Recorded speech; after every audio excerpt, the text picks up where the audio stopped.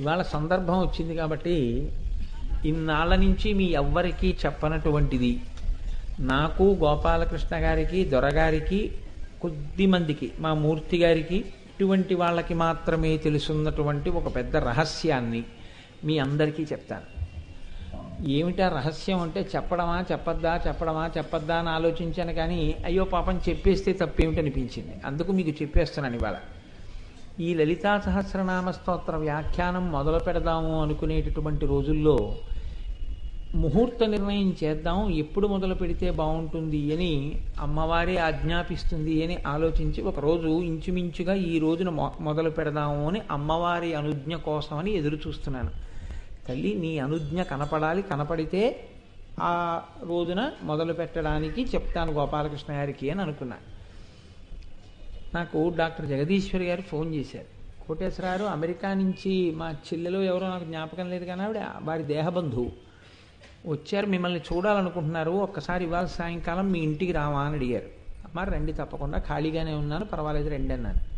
వారు వచ్చారు. ఆవిడ ఒక ఎర్రటి బట్టలో కట్టి నాకు తీసుకొచ్చి ఇది మీకోసమే తీసుకొచ్చానండి అన్నారు. అంటే నేను అనుకున్నాను ఏవో డ్రై ఫ్రూట్స్ ఇలాంటివి ఏవో తీసుకొస్తుంటారు ఇంటికి వచ్చిన వాళ్ళు, ఏదో బాగుండదు వాడి దగ్గర కుట్టినే పెడితేనే, అందుకని అది తీసి పక్కన పెట్టాను. ఆవిడ డాక్టర్ గారు కూడా ఉన్నారు. ఆవిడ కాసేపు ఆగి అదేమిటో చూడండి అన్నారు. నేను తీసి చూస్తే నేను ఆశ్చర్యపోయిన సందర్భం ఏంటంటే లలితాపరాభట్టారిక స్వరూపం యజ్ఞగుండంలోంచి ఆవిర్భవించడం ఎలా వచ్చిందో అలాగే నేపాల్ దగ్గర ప్రవహించేటటువంటి ఒక నదిలో ఒకానొక గొప్ప స్ఫటికం ఒకటి దొరికింది. అది అద్భుతమైనటువంటి స్ఫటికం. ఆ స్ఫటికాన్ని శివలింగం కదండి, శివలింగం కింద చెక్కాలి. స్ఫటికాన్ని శివలింగం కింద మార్చాలి అంటే అంత తేలికైన విషయం కాదు. ఏమాత్రమైన తేడా వచ్చిందో భిన్నమైపోతుంది. కాబట్టి దాన్ని బాగా చెక్కగలిగినటువంటి వారెవరు అని ఆలోచించి దాని మీద శ్రీచక్రం కూడా వెయ్యాలని దాన్ని చైనా పంపించారు. అక్కడ ఎవరో చాలా గొప్ప నైపుణ్యం ఉన్నవారు ఉన్నారు అంటే అది నేపాల్ నుంచి చైనా వెళ్ళింది. చైనాలో అక్కడ ఒక శివలింగం కింద స్ఫటిక శివలింగం కింద మార్చి దాని మీద శ్రీచక్రం వేశారు. ఇప్పుడు అది శివశక్తుల సమ్మేళనమైంది. అది అక్కడి నుంచి బయలుదేరి అమెరికాలో అమ్మవారి యొక్క గొప్ప ఉపాసకుడు మహాభక్తుడైనటువంటి ఒక స్వామివారి చేత పూజింపబడడానికి అక్కడి నుంచి అది అమెరికా వెళ్ళింది. అమెరికాలో ఆయన యొక్క మఠంలో పెట్టి ఆయన చాలా కాలం దాన్ని అర్చన చేశారు. అర్చన చేసిన తర్వాత మరి ఆయనకి ఎందుకు అనిపించిందో తెలియదు, అమ్మా ఇండియాలో ఆంధ్రదేశంలో కాకినాడలో కోటేశ్వరరావు అనబడేటటువంటి వ్యక్తి లలితా సహస్రనామం మీద ఉపన్యాసాలు చెప్దాం అనుకుంటున్నాడు, మీరు దీన్ని పట్టుకెళ్ళి ఆయనకు అందజేయండి అని ఆయన అమెరికా నుంచి దాన్ని ఇండియా పంపించారు. పంపిస్తే డాక్టర్ జగదీశ్వరి గారి చెల్లెలు గారు దాన్ని ఎర్రటి బట్టలో మూట కట్టి తెచ్చి నాకు బహూకరించారు. మీరు నమ్మండి నమ్మపోండి, ఇట్స్ సో హ్యాపెండ్ అంటారే ఇంగ్లీష్లో, అలాగా నేను దాన్ని నా పూజా మందిరంలో పెట్టుకుందాం అనుకున్నాను. ఇంత తిరిగి వచ్చింది అమ్మవారు, అందులో స్ఫాటిక లింగం శ్రీచక్రంతో ఉంది, మనం ఆరాధన చేద్దామా అనుకున్నాను. రాత్రి పడుకుంటే నాకు ఒక కల వచ్చింది. నేను నీ ఒక్కడి గురించి రాలేదు, ఇక్కడ నీ ఇంట్లో ఉండి నీతో పూజ స్వీకరిద్దామని రాలేదు. ఎక్కడ లలితా సహస్రం జరుగుతోందో అక్కడ నేను ఉండాలనుకుంటున్నాను. అందుకని నువ్వు ఎక్కడ చెప్దామనుకుంటున్నావో అక్కడికి నన్ను వైదికంగా తీసుకెళ్ళి దేవాలయానికి అప్పచెప్పు అని. నేను మరునాడు తెల్లవారకట్ట లేచి తలస్నానం చేసి మా దొరగారికి చెప్పి ఇద్దరం వైదికంగా ఉత్తరీయాలు వేసుకుని కారులో తీసుకొచ్చి ఇక్కడే గోపాలకృష్ణ గారు పట్టుపంచ కట్టుకుని ఉత్తరీయం వేసుకుని నా దగ్గర దాన్ని అందుకున్నారు. అది ఆనాటి నుంచి ఈనాటి వరకు కూడా ఇక్కడే దేవాలయంలో ఆరాధన అందుకుంటోంది. ఎలాగో నేను ఈ మాట అన్నాను కాబట్టి రేపు శుక్రవారం కాబట్టి ఇవాళ పరమాచార్య స్వామి గారు వచ్చారు కాబట్టి రేపు గోపాలకృష్ణ గారు మనం వీళ్ళకి దర్శనానికి దాన్ని బయట ఏర్పాటు చెయ్యండి, వాళ్ళు అలా దూరం నుంచి దర్శనం చేసుకుని పెడతారు. ఒక్కసారి రేపు శుక్రవారం కాబట్టి రేపు మీ అందరూ దర్శనం చేసుకోవడానికి దాన్ని అయ్యప్ప స్వామి గుడిలో ఆరాధన అందుకుంటోంది. అది ఇప్పటికీ దాన్ని రేపు బయటికి తీసుకొచ్చి ముట్టుకోవడం కుదరదు ఎవ్వరికీ, దాన్ని ఒక వేదిక మీద ఉంచుతారు. ఇవాళ పరమాచార్య స్వామి దర్శనం చేసుకుందరు, కానీ రేపు మీ అందరూ ఆ స్ఫాటిక శివలింగం మీద శ్రీచక్రం ఉన్న అపురూపమూర్తిని ప్రపంచ ప్రదక్షిణం చేసి వచ్చింది. రేపు ఆ అమ్మవారిని ఆ శివస్వరూపాన్ని మీరు దర్శనం చేసుకుందరు. కానీ కాబట్టి నాకు తృప్తి ఏంటంటే నాకేమొచ్చు అన్నది పక్కన పెట్టేయండి, నాకేమీ రాదు అని నేనే చెప్తాను. ఇంకోళ్ళు చెప్పక్కర్లేదు కోటేశ్వరారికి ఏం రాదని. నాకు వచ్చని నేను అంటే కదా ఇంకోటి నాకు రాదనడానికి. నాకే రాదని నేనే చెప్పినప్పుడు ఈ రాదని చెప్పడానికి ఇంకోటి కూడా ఎందుకు, దానికి ఇంకోటి అక్కర్లేదు, నేనే చెప్తాను నాకేం రాదని. నాకేం రాదు అని చెప్పి నేను కూర్చుంటే ఆ తల్లి అనుగ్రహం చూడండి ఎన్ని భౌభంగిమల ఆ తల్లి ఆదరిస్తోందో. దీనికి అంతటికీ కారణం నేను కాదు, ఎవరు కాదు, మీ అందరి భక్తి. కాబట్టి రేపు శుక్రవారం అత్యద్భుతమైనటువంటి రోజు, మాఘమాసంలో వచ్చినటువంటి కృష్ణపక్షంలో బహుశः ఇదే చిట్ట చివరి శుక్రవారం అవుతుందేమో, ఎందుకంటే అమావాస్య వచ్చేస్తుంది ఇంకా మళ్ళీ వచ్చే శుక్రవారానికి.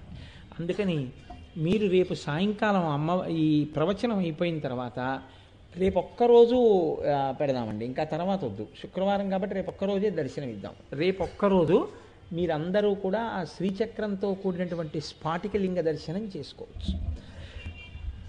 ఎలాగో ప్రస్తావన వచ్చింది కదా అని ఇన్నాళ్ళు దాచుకున్న రహస్యాన్ని మీ ముందు బయటికి వెళ్ళగక్కేశాను ఇవాళ. లలితా సహస్రనామ స్తోత్రంలో అమ్మవారిని కీర్తిస్తూ వసిన్యాది దేవతలు అంటారు ఆ తల్లిని హరనేత్రాగ్ని సందగ్ధ కామ సంజీవనౌషధి అని పిలిచారు. ఇది చాలా గొప్ప నామం. అంటే ఏ నామానికి ఆ నామమే చాలా గొప్ప. కానీ ఇందులో మీరు గమనించవలసినటువంటి చాలా రహస్యాన్ని దాచారు. హర అన్న శబ్దం వేశారు, శివ అన్న శబ్దం వేయలేదు. హరుడొకడు శివుడొకడు ఉంటాడా అంటే హరుడొకడు శివుడొకడు కాడు, అన్నీ ఆయనే అయి ఉంటాడు. ఆయన చేసేటటువంటి పనిని బట్టి గౌణము నామం అంటే ఆ గుణము, అప్పుడు ఆయన చూపించిన విభూతిని బట్టి ఆ నామం వస్తుంది. హర అన్న శబ్దం వేయడానికి 3 కారణాలు చెప్తారు. హర అన్న పేరు ఎందుకు వాడతారు అంటే, ఒకటిది ఈ మహాప్రళయం వచ్చినప్పుడు అన్ని లోకాలని తనలోకి తీసుకునేటటువంటి లక్షణం ఉన్నవాడెవరో ఆయన్ని హర అని పిలుస్తారు. రెండోది, ఎవరికి అమ్మవారి అనుగ్రహం ఉంటుందో, అమ్మవారు మాయా అన్న అవనిక పైకి ఎత్తేస్తుందో అటువంటి వాడు జ్ఞానము కలిగి ఆయనలోకి చేరిపోతాడు, చేరిపోయి సదాశివుడవుతాడు. అదే నిన్నటి రోజున మీకు చెప్పాను నేను.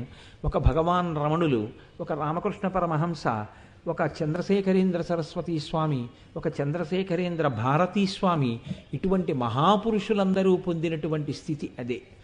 కాబట్టి ఎవరికి అమ్మవారి అనుగ్రహం కలుగుతుందో వారికి మాయ తొలగి వారు జ్ఞానమును పొంది వారు పునరావృత్తి రహిత శాశ్వత శివ సాయుధ్య స్థితి కొరకు ఈశ్వరుడి యందు లీనమైపోతారు.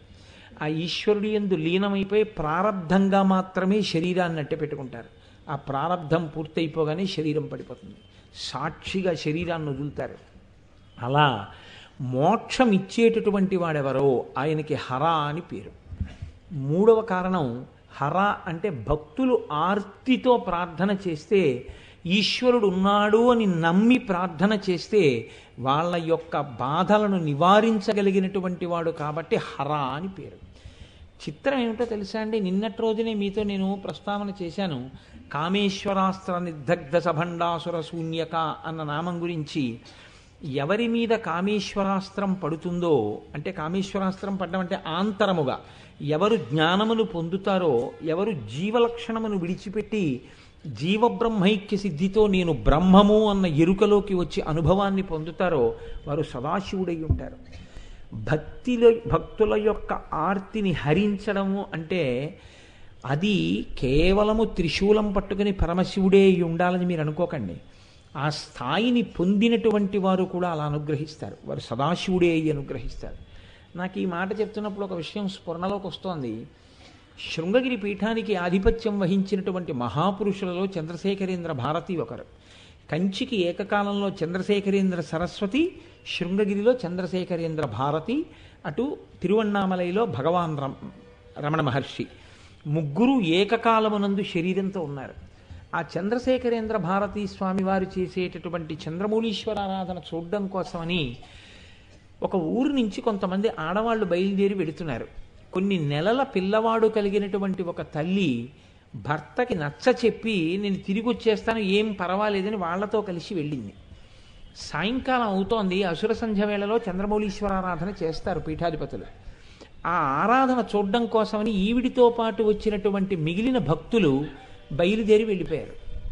ఒకరో ఇద్దరో ఉన్నారు. ఈ తల్లి బయలుదేరుతోంది, ఈ పిల్లవాడు గుక్క పట్టి ఏడ్చాడు. ఏమిటి పిల్లవాడు గుక్క పట్టి ఏడుస్తున్నాడని ఆవిడ దగ్గరికి వచ్చి చూసేటప్పటికి పిల్లవాడి కళ్ళు నీలంగా అయిపోయి ఒళ్ళంతా నల్లపడిపోయింది. నల్లపడిపోయి కదలిక ఆగిపోయింది. ఈవిడ ఏడుస్తుంటే ఉన్న ఇద్దరు అన్నారు, మేము ఏం బెంగ పెట్టుకోకు, నువ్వు ఇక్కడే ఉండు, నువ్వు వస్తే బాగుండదు కదా, పిల్లవాడి పరిస్థితి బాగోలేదు, మేము వెళ్ళి చంద్రమౌళీశ్వర ఆరాధన చూసి వస్తూ వస్తూ పీఠంలో ఎవరినన్నా అడిగి డాక్టర్ ఉంటే తీసుకొస్తామని వాళ్ళిద్దరు కూడా వెళ్ళిపోయారు. ఈవిడ పిల్లవాడితో కలిసి ఇక్కడికి వచ్చాను, ఇప్పుడు పిల్లవాడి యొక్క మృత శరీరాన్ని పట్టుకుని వెడితే భర్తగారు ఎంత బాధపడతాడో, ఇటువంటి ఉపద్రవం వచ్చిందేమిటి అని ఏడుస్తూ ఆవిడ గుండెలు బాదుకుంటూ కూర్చుంది. ఆ పిల్లవాడికి చలనం లేదు, శవం అయిపోయి పడుకుని ఉన్నాడు. ఆవిడ ఏడుస్తుండగా ఇలా తలెత్తి చూసినప్పుడు ఎదురుగుండా చంద్రశేఖరేంద్ర భారతీ స్వామి వారి యొక్క మూర్తి కనపడింది ఆవిడికి. ఆ గోడకి పెట్టింది. ఆవిడ అంటే ఆర్తి అంటే మీకు ఇదే లలితా సహస్రనామ స్తోత్రంలో లలితా అష్టోత్తరంలో ఒక నామంగా చెప్తారు. ఎవరికైతే ఆర్తి ఉందో అటు చంద్రశేఖర భక్తార్తి భంజనాయై నమో నమః, చంద్రశేఖరుని యొక్క భక్తుల ఆర్తిని భంజిస్తుంది ఆవిడ, పోగొడుతుంది. ఆవిడ స్వామి మీరు చేసే చంద్రమౌళీశ్వర ఆరాధన చూడ్డానికి వచ్చాను, అందరూ ఆరాధన చూడ్డానికి వెళ్ళారు, నేను ఇలా అయిపోయాను అని ఆవిడ ఇంకా ఉద్వేగంతో ఎవ్వరూ లేరు, చీకటి పడిపోయింది. కిందకి పిల్లవాడి వంక చూడలేకపోతోంది. ఆయన వంకే చూస్తూ ఇలా పిల్లవాడి శరీరం వంక చూడటం ఇష్టం లేక, ఆ కొయ్యబారిపోతున్న శరీరాన్ని చూడలేక ఆయన్నే చూస్తూ తన గోడంతా ఆవిడికి తెలియకుండానే ఆయనకి చెప్పుకుంటూ ఏడుస్తోంది. ఈ ఏడుస్తున్నటువంటి ఒక్క 15-20 నిమిషాలకు ఆవిడ దృష్టి అంతా ఆయన వంకే చూసి ఏడుస్తోంది. కష్టం చెప్పుకుని ఈ పిల్లవాడు క్యారమని ఏడిచాడు. ఆవిడ కిందకి చూడ్డానికి భయపడింది. ఇది నాకేదో భ్రాంతికి వినపడుతోంది, మళ్ళీ ఆ శరీరాన్ని నేను చూడలేదని ఆవిడ చూడలేదు. ఆ పిల్లవాడు ఏడుస్తూ కదిపినటువంటి కాళ్ళు చేతులకి ఆవిడకి కాలు తగిలింది. ఆవిడ పిల్లవాడి వంక చూశారు. వాడు అమ్మ వంక చూసి పెద్ద చిరునవ్వు నవ్వి నోట్లో వేలేసుకుని నవ్వుతున్నాడు. ఏం ఆశ్చర్యం ఇది, నా కంటితో చూశాను పిల్లవాడు విగత జీవుడైపోవడం, కొయ్యబారిపోతున్న శరీరాన్ని చూశాను, వీడు నవ్వుతున్నాడు ఏమిటనే ఆవిడ వెంటనే ఇది బహుశಃ స్వామివారి అనుగ్రహమే, ఆవిడ రాసుకున్నారండి. నాకు ఏ శాస్త్రం తెలియదు, నేను పురాణాలు చదవలేదు, నేను వేదాలు చదవలేదు, ఈశ్వరానుగ్రహాన్ని నేను అనుభవించాను అని రాసుకున్నారు ఆవిడ. ఆవిడ బిడ్డన్ని పట్టుకుని చంద్రశేఖరేంద్ర భారతీ స్వామి వారు ఆరాధన చేస్తున్నటువంటి మంటపంలోకి పరిగెత్తారు. అప్పుడే ఆరాధన పూర్తయిపోయింది. స్వామివారు లేచి వెళ్ళిపోతున్నారు. అందరూ ఆయనకి దూరంగా నిలబడి నమస్కారం చేస్తున్నారు. ఆవిడ పరుగు పరుగున ఓ గుమ్మంలోంచి ఇక్కడికి వచ్చారు. అలా వెళ్ళిపోతున్నారు స్వామి. వెళ్ళిపోతున్న ఆయన ఆగి ఇలా తిరిగి ఈవిడున్న వైపుకి వచ్చారు. వచ్చి ఇలా ఆవిడ వంక చూసి ఆవిడ ఏం చెప్పలేదు, జుట్టు విరబోసేసుకుని ఉంది ఆవిడ, సరిగ్గా జుట్టు కూడా ముడి వేసుకోలేదు ఇంకాను. ఏడ్చి ఏడ్చి కళ్ళన్నీ అట్టలు కట్టి ఉన్నాయి. ఆవిడ వంక చూసి ఇలా చేయి పెట్టి అన్నారు, ఏమి నీ బిడ్డడు కుశలమా, నీకేం బెంగలేదు, వాడు సంతోషంగా ఆరోగ్యంగా ఉంటాడు అని వెళ్ళిపోయారు లోపల. ఆవిడ 74వ ఏట ఈ విషయాన్ని ఒక పత్రికకి రాశారు. ఆ పిల్లవాడు తర్వాత ఫారెస్ట్ డిపార్ట్మెంట్లో పెద్ద ఉద్యోగస్తుడయ్యాడు. ఆ ఆర్తితో వారికి చెప్పినా ఈశ్వరుడికి చెప్పినా ఒకటే, వారు రావడం ఈశ్వరు రావడం ఒకటే, వారు రావడమే కామాక్షి రావడం, వారు రావడమే లలితాపరా భట్టారిక రావడం. కాబట్టి ఆర్తితో నిలబడితే ఈశ్వరుడికి అందుతుంది అనడానికి ప్రత్యక్ష సాక్ష్యం వాళ్ళే. కాబట్టి హర అన్న శబ్దానికి అర్థమేమి అంటే, ఆర్తితో మీరు ప్రార్థన చేసినప్పుడు మీ ఆర్తిని అందుకుని మీ యొక్క కష్టమును నివృత్తి చేసేవారు, లేదా మీకు దర్శనమిచ్చి సంతోషించేటటువంటి స్వరూపం ఉన్నవారు. మీరు ఏ కోరికతో ఆర్తితో ఉన్నారో ఆ కోరికని వారు తీరుస్తారు. కాబట్టి ఈ 3 లక్షణములు ఎవరికి ఉంటాయో ఆయన్ని హర అని పిలుస్తారు. ఇటువంటి హరశబ్దం వేశారు అక్కడికి తీసుకెళ్ళి, శివశబ్దం వేయలేదు ఈ నామంలో. ఎందుచేత శివనేత్రాగ్ని సందగ్ధ కామ సంజీవనౌషధి అనలేదు, హరనేత్రాగ్ని సందగ్ధ కామ సంజీవనౌషధి అని వేశారు. కాబట్టి ఇప్పుడు ఈ మూడింటిలో ఏదో ఒక లక్షణాన్ని చూపిస్తున్నారు మన్మధుణ్ణి కాల్చడంలో. హరనేత్రాగ్ని అంటే హరుని యొక్క 3వ కంటిలోంచి వచ్చినటువంటి అగ్నిహోత్రము చేత సందగ్ధ బాగా కాల్చివేయబడినటువంటి కాముడంటే మన్మధుని యొక్క శరీరమును మళ్లీ బతికించినటువంటి ఔషధి అమ్మవారు అని ఆ నామానికి అర్థం. ఇప్పుడు మన్మధుణ్ణి కాల్చడం బాహ్యంలో ఉండేటటువంటి అగ్నిహోత్రంతో కాల్చలేదు హరుడు, తన మూడవ కంటి మంటతో కాల్చాడు. ఇప్పుడు మూడవ కంటి మంట అంటే ఆ కంటి యందు ఏదున్నది? అగ్నిహోత్రం ఉన్నది, లేదా అగ్నిహోత్రమే ఆ కన్నయ్య ఉన్నది. ఇప్పుడు మీరు ఒక్క విషయాన్ని చాలా జాగ్రత్తగా గుర్తుపెట్టుకోండి.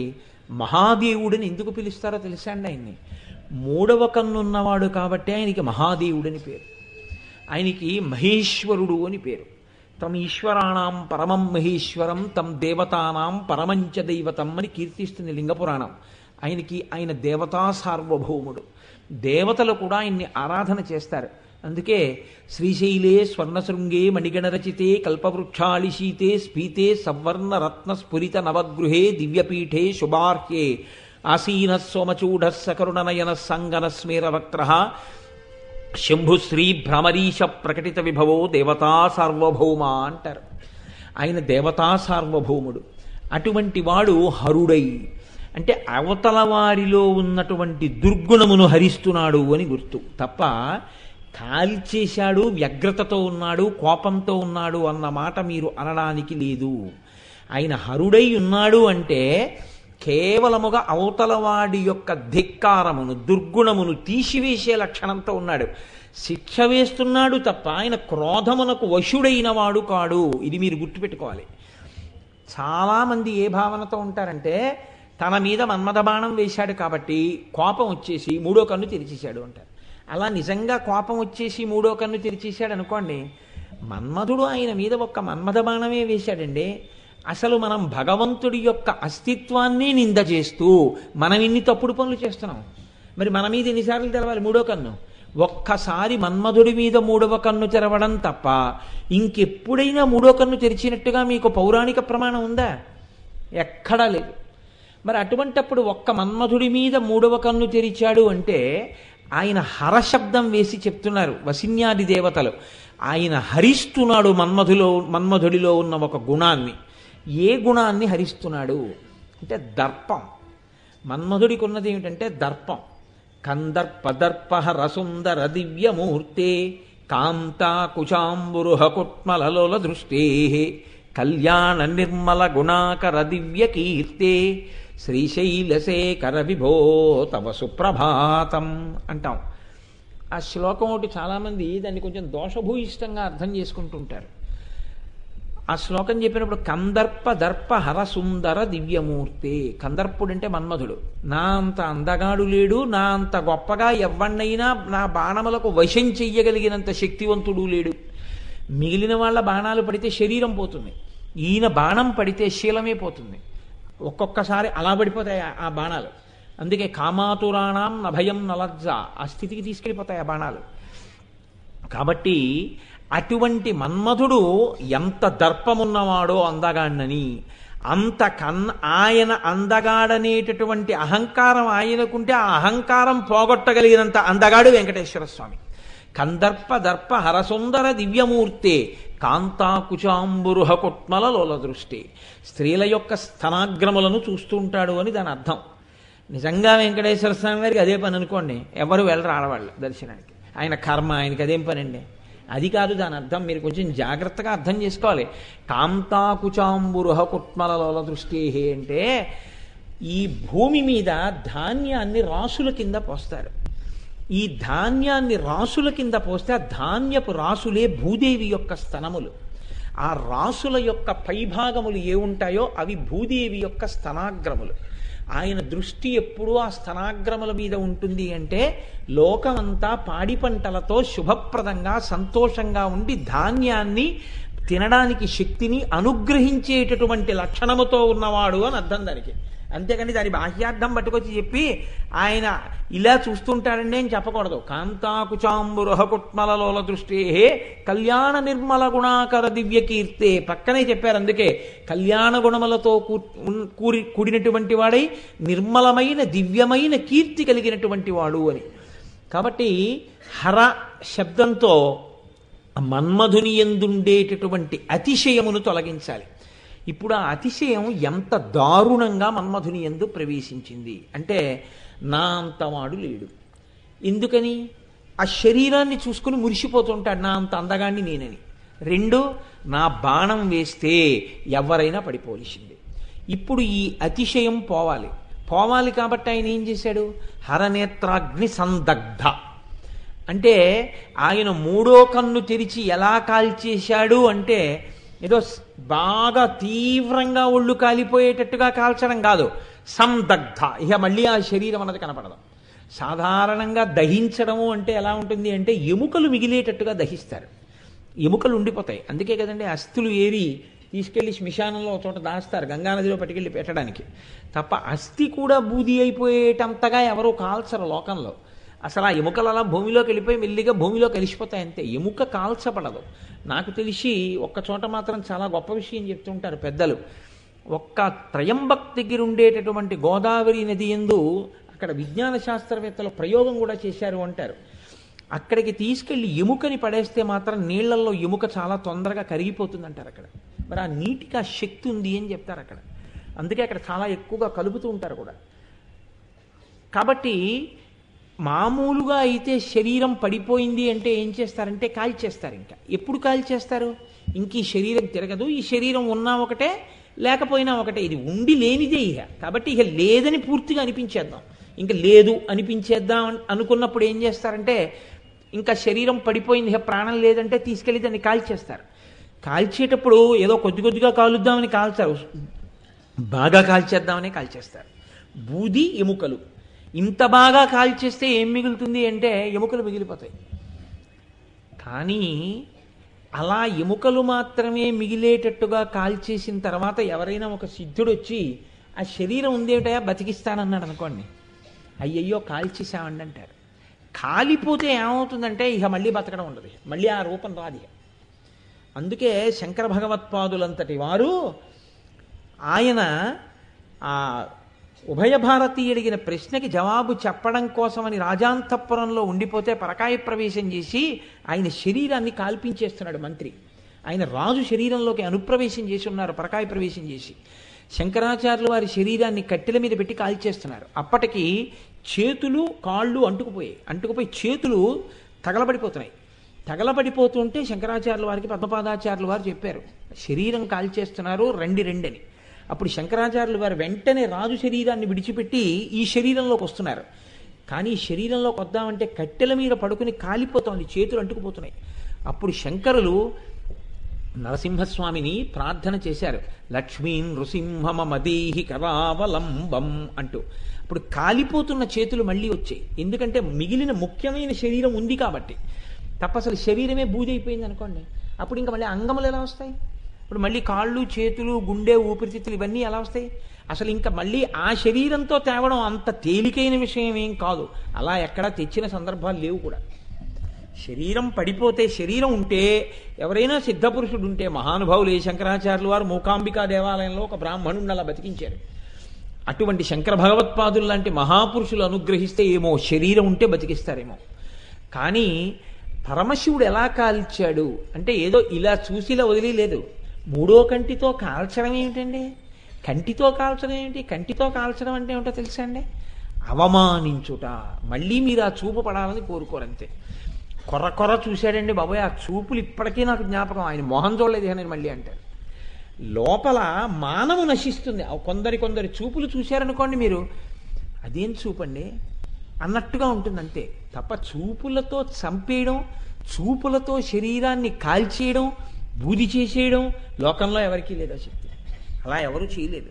కంటి యందు అంత వేడి ఎలా ఉంటుందండి? కన్ను నీటితో ఉంటుంది. శరీరంలో మిగిలినవి కొద్దిగా ఆర్ద్రత అంటారు. ఆర్ద్ర అనో శబ్దం, అది శివుడికే నక్షత్రం. శివే శృంగారార్ద్ర అని అమ్మవారికి నవరసాల్లో చెప్తారు శంకరాచార్యుల వారి సౌందర్యలహరిలో. కన్ను తడిగా ఉంటుంది, కన్ను పొడారిపోయి ఉండదు. ఎప్పుడు కన్ను ఎప్పుడు తడిగా ఉంటుంది. ఎప్పుడు తడిగా ఉంటుంది కన్ను అంటే సంస్కృతంలో అయితే ఆర్ద్ర అంటారు. ఆర్ద్ర అంటే ఇంగ్లీష్లో చెప్పాలి అంటే బీయింగ్ వెట్. బీయింగ్ వెట్ అంటే చల్లగా ఉండుట. చల్లగా ఉండుట అంటే కన్ను చల్లగా ఉంటుంది, చూపు చల్లగా ఉంటుంది. తప్ప చూపుకి అవతల వాళ్ళని కాల్చగలిగిన గుణం ఎప్పుడూ ఉండదు. శరీరంలో ఏ అవయవాలైనా పనిచేయగలవేమో కానీ కళ్ళు మాత్రం కాల్చలేవు. కాల్చగలిగిన కన్నున్నవాడు పరమశివుడు. ఈ రెండు కళ్ళతో చూస్తాడేమో కానీ ఈ కన్ను తెరిస్తే కాల్చగలడు కంటితో. ఎలా కాల్చాడు అంటే ఇలా చూసినప్పుడు ఏదో ఇలా చూస్తే ఆయన అలా నిలబడలేడు కాల్చడానికి. కానీ అలా నిలబడి లేనివాణ్ణి, కింద పడిపోయిన వాడిని అలా చూశాడంతే. ఎలా పడిపోయాడంటే బూదైపోయి పడిపోయాడు. ఎలా పడిపోయాడో తెలుసా అంటే పడిపోవడం కూడా మన్మధుడు వెంటనే ఇలా చూశాడంతే, బూది రాసి కింద పడిపోయాడు. అది కొంతసేపు ఏం జ్వాల లేదు, కొంతసేపు వెలగలేదు. మీరు కుమార సంభవంలో కాళిదాసు గారిది చూసినా, వీరభద్ర విజయంలో పోతన గారి పద్యం చూసినా మీకు అదే వినపడుతుంది. దాంట్లో పోతన గారు అంటారు భొగభొగమను పెనుమంటలా అంటారు. ఇలా చూశాడంతే, భొగ భొగ శబ్దం వచ్చింది అంతే. 3 లోకాలు కదిలిపోయాయి. ఇంత మంట ఏ పక్కనున్న లతని కూడా కాల్చలేదు. ఒక్క మన్మధుడు బూదైపోయి కింద పడిపోయాడు. అందులో ఎముకలు కూడా లేవు. అది విచిత్రం. ఎముకలు కూడా లేవు. ఇప్పుడు ఏముంది? బూది ఉంది. నామం యొక్క గొప్పతనం అది ఆయన చెప్పేది. ఇది వసిన్యాది దేవతలు స్తోత్రం చేస్తున్నది. వాళ్ళు ఏం చెప్తున్నారంటే ఇప్పుడు బతికించడం సాధ్యమా ఎవరికైనా? మృత సంజీవని ఉందండి, ఓషధి అంటారు దాన్ని. హనుమ తీసుకెళ్లారు శ్రీరామాయణంలో యుద్ధకాండలో. బ్రహ్మాస్త్రం వేసి కొట్టాడు ఇంద్రజిత్తు. కొడితే కొన్ని లక్షల మంది కింద పడిపోయారు. పడిపోతే జాంబవంతుడి దగ్గరికి వెళ్ళి వెతుకుతున్నాడు విభీషణుడు, ఎవరైనా అసలు బతికున్న వాళ్ళు ఉన్నారా చూద్దామని. వెతుకుతుంటే ఆ పడిపోయిన జాంబవంతుడి దగ్గరికి వెళ్ళి కాగడా పెట్టి చూస్తున్నాడు. చూస్తుంటే జాంబవంతుడిని తాత తాత అని పిలిచాడు. కొద్దిగా స్పృహొచ్చి ఆయన అన్నాడు హనుమక్షేమమా అన్నాడు. అంటే జాంబవంతుడు అన్నాడు, తాత సంధి వచ్చింది నీకు, చచ్చిపోయే ముందు బ్రహ్మాస్త్రం పెట్టి కొట్టాడు, అందుకని హనుమక్షేమమా అని అడుగుతున్నావు. రాముడు క్షేమమా లక్ష్మణుడు క్షేమమా అని అడగాలి, హనుమక్షేమమా అని అడుగుతావు ఏమిటన్నాడు. అంటే జాంబవంతుడు అన్నాడు, నేను తెలిసే చెప్తున్నాను, హనుమజ్జుజ్జితి ప్రాణే జీవంతోపి వయం హతాహ అన్నాడు. హనుమ కానీ లేకపోతే మనం బతికుండి లేనట్టే, హనుమ ఒక్కరుంటే మనందరం పోయినా బతుకుతాను రా అన్నారు. ఈ మాటలు అనగానే ఇంకొకడైతే గర్వపడతాడు. ఇది మన్మధుడికి హనుమకి తేడా. హనుమ గభాలను ఇలా చేతులు వేసి జాంబవంతుడి కాళ్ళు పట్టుకుని తాతా హనుమ నిన్ను కుశలం అడుగుచున్నాడు అన్నారు. హనుమ ఇంకా ఇక్కడే ఉన్నావా? హిమాలయ పర్వతాల పక్కన కైలాసానికి పక్కన మృత సంజీవని ఓషధుండి, విశల్యకరణి, సంధానకరణి, సవర్ణకరణి, మృత సంజీవని 4 ఓషధులు పట్రా. ఎముకలు విరిగిపోయిన వాళ్ళు, మరణించిన వాళ్ళు, రంగు మారిపోయిన వాళ్ళు, శరీరం డసిపోయిన వాళ్ళు అందరూ మళ్ళీ తేజోవంతులు అవుతారన్నారు. అంతే. ఈ మాట అనేటప్పటికే వెళ్ళిపోయారు అంతే. హనుమ తీసుకొచ్చేశారు, బతికారు. ఎప్పుడు బతికారు? అసలు ఆ మృత సంజీవని తీసుకొచ్చేటప్పటికి శవాలు ఉన్నాయి యుద్ధభూమిలో, వానరులో ఉన్నాయి. కాబట్టి ఆ మృత సంజీవని మించి వచ్చినటువంటి గాలి శరీరానికి తగిలితే చనిపోయిన వాడు బతికాడు. మన్మధుడికి శరీరం ఏదండి బతికించడానికి? ఇప్పుడు మృత సంజీవని తీసుకొచ్చినా బతకడు. లోకంలో చచ్చిపోయిన వాణ్ణి బతికించగలిగినది ఏది? ఒక్కటే ఓషధి, ఇంకో ఓషధి లేదు. ఏదా ఓషధి? మృత సంజీవని అంతే. మృత సంజీవనికి ఒక పరిమితి ఉంది. అది ఎవరిని బతికించగలదో కేవలముగా మరణించి శరీరం ఇంకా అక్కడ పెట్టి ఉంటే వాడిని బతికిస్తుంది అంతే. శరీరం లేదనుకోండి, మీరు అప్పుడు కాల్చేసి బూడిచేసారనుకోండి, అప్పుడు మృత సంజీవని పట్టుకొచ్చినా హేవాడు బతకడం. మృత సంజీవని అనబడేటటువంటి ఒకే ఒక ఓషధి బతికించగలిగినటువంటి దానికి ఒక పరిమితి ఉంది. అది శరీరం ఉంటే బతికిస్తుంది. ఇప్పుడు శరీరం లేదు మన్మధుడికి. కాబట్టి ఇక మన్మధుడు బతికే అవకాశం ఉందా? లేదు. ఇప్పుడు బతికే అవకాశం లేదు, ఇంకా ఎట్టి పరిస్థితుల్లో బతకడు. బతికించమని ఎవరి దగ్గరికైనా వెళ్ళి ఏడిచే అవకాశం ఉంటుందా? నాకు చెప్పండి, ఉంటుందా అలాంటి అవకాశం? ఖచ్చితంగా. ఇంకేమిటండి, ఎముకలు కూడా లేవండి, బూడిదైపోయింది. ఇప్పుడే డాక్టర్ దగ్గరికి వెళ్తారు, ఇప్పుడే మృత సంజీవని, ఇప్పుడు ఎవరి దగ్గరికి వెళ్తే అసలు శరీరం లేదు కదమ్మా బతికించడానికి అంటారు ఏ సిద్ధ పురుషుడైనా. కాబట్టి ఇప్పుడు ఎవరిని బతిమాలుతారు? కాబట్టి ఎవరు బతిమాలడానికి లేదు. కానీ ఆ చుట్టుపక్కల ఉన్న వాళ్ళందరూ వెళ్ళిపోయారు. ఏడవలసిన అవసరం అంటూ ఉంటే ఎవరికి ఉంది అక్కడ? ఒక్క భార్యకే ఉంటుంది. అయ్యో ఇలా పడిపోయాడే, పైగా కావాలని వెళ్ళలేదు, ఏడిచాడు. వెళ్ళేటప్పుడు శివుడి మీద నేను బాణం వేస్తే బతకగలనా అంటూ వెళ్ళాడు. పోనీ చంపాడన్నా కాదు. ఆవిడ ఎందుకు ఏడిచిందో తెలుసా అండి? చంపేసి వదిలేస్తే మామగారు శ్రీ మహావిష్ణువు కాబట్టి బతికిస్తాడు. ఎందుకని? లక్ష్మీదేవి సాక్షాత్తుగా పాలసముద్రంలోంచి పుట్టింది. ఆవిడికి తోబుట్టివెవరు? అమృతాబ్ధిపుత్రీం, అమృతం ఆవిడికి తోబుట్టు, చంద్రుడు ఆవిడికి తోబుట్టు, పాలసముద్రం ఆవిడ పుట్టినిల్లు, శ్రీ మహావిష్ణువుకి భార్య. ఆ లక్ష్మీనారాయణుల పుత్రుడు మనసిజుడని పేరు. అందుకే విష్ణువు యొక్క మనస్సులోంచి వచ్చినవాడు మన్మథుడు. ఇప్పుడు మా మామగారికి చెప్పుకుందున కష్టం వచ్చిందని, మామయ్య గారు మీ అబ్బాయికి ఇలా అయింది అంటే మా మామగారికి సర్వశక్తులు ఉన్నాయి, ఆయన ఒక్కసారి అమృతపు దృక్కుతో చూస్తారు, బతుకుతాడు. కానీ లేదే, అవకాశం లేకుండా చేసేశాడు శివుడు. ఆ బూది తప్ప ఇంకేం లేదు. పోనీ అస్థి సంచయనం చేసి అస్థి పంజరాన్ని పేరుద్దామంటే ఎముకలు లేవు, కాల్చేశాడు, సప్తధాతువులు పోయి. ఇప్పుడు ఎవరి దగ్గరికైనా వెళ్ళి ఏడవడానికి అవకాశం ఉందా? లేదు కదండి. ఎవరి దగ్గరికి వెళ్ళి ఏడవడానికి అవకాశం లేదు అని మీరు నేను తీర్మానం చేస్తున్నాం. ఆవిడంది ఉంది, ఒక ఆవిడ లోకంలో ఉంది. ఎవరమ్మా ఇంకా అలా బతికించగలిగిన ఆవిడ అని అడిగారు. ఇంకెవరు? ఎవడు కాల్చాడో వాడిలోనే ఉన్న శివ, వాడి కారుణ్యం బతికిస్తుంది అంది. నేను మొన్నటి రోజున మీకు చెప్పా, శివ వేరు కాదు. శివ అహంకారాన్ని తీశాడు తప్ప శివుడికి క్రోధం ఉంటే మన్మధుడి మీద అమ్మవారు బతికించదు. వాళ్ళిద్దరూ రెండు కాదు.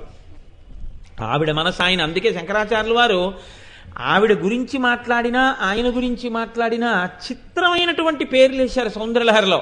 అమ్మవారి అయ్యవారి యొక్క అహంస్ఫురణమే అమ్మవారు అన్నారు. పురమధితిరి అహో పురుషిక అన్నారు. త్రిపురాసుర సంహారం చేసినటువంటి పరమశివుడి యొక్క నేనన్న భావనే అమ్మవారు.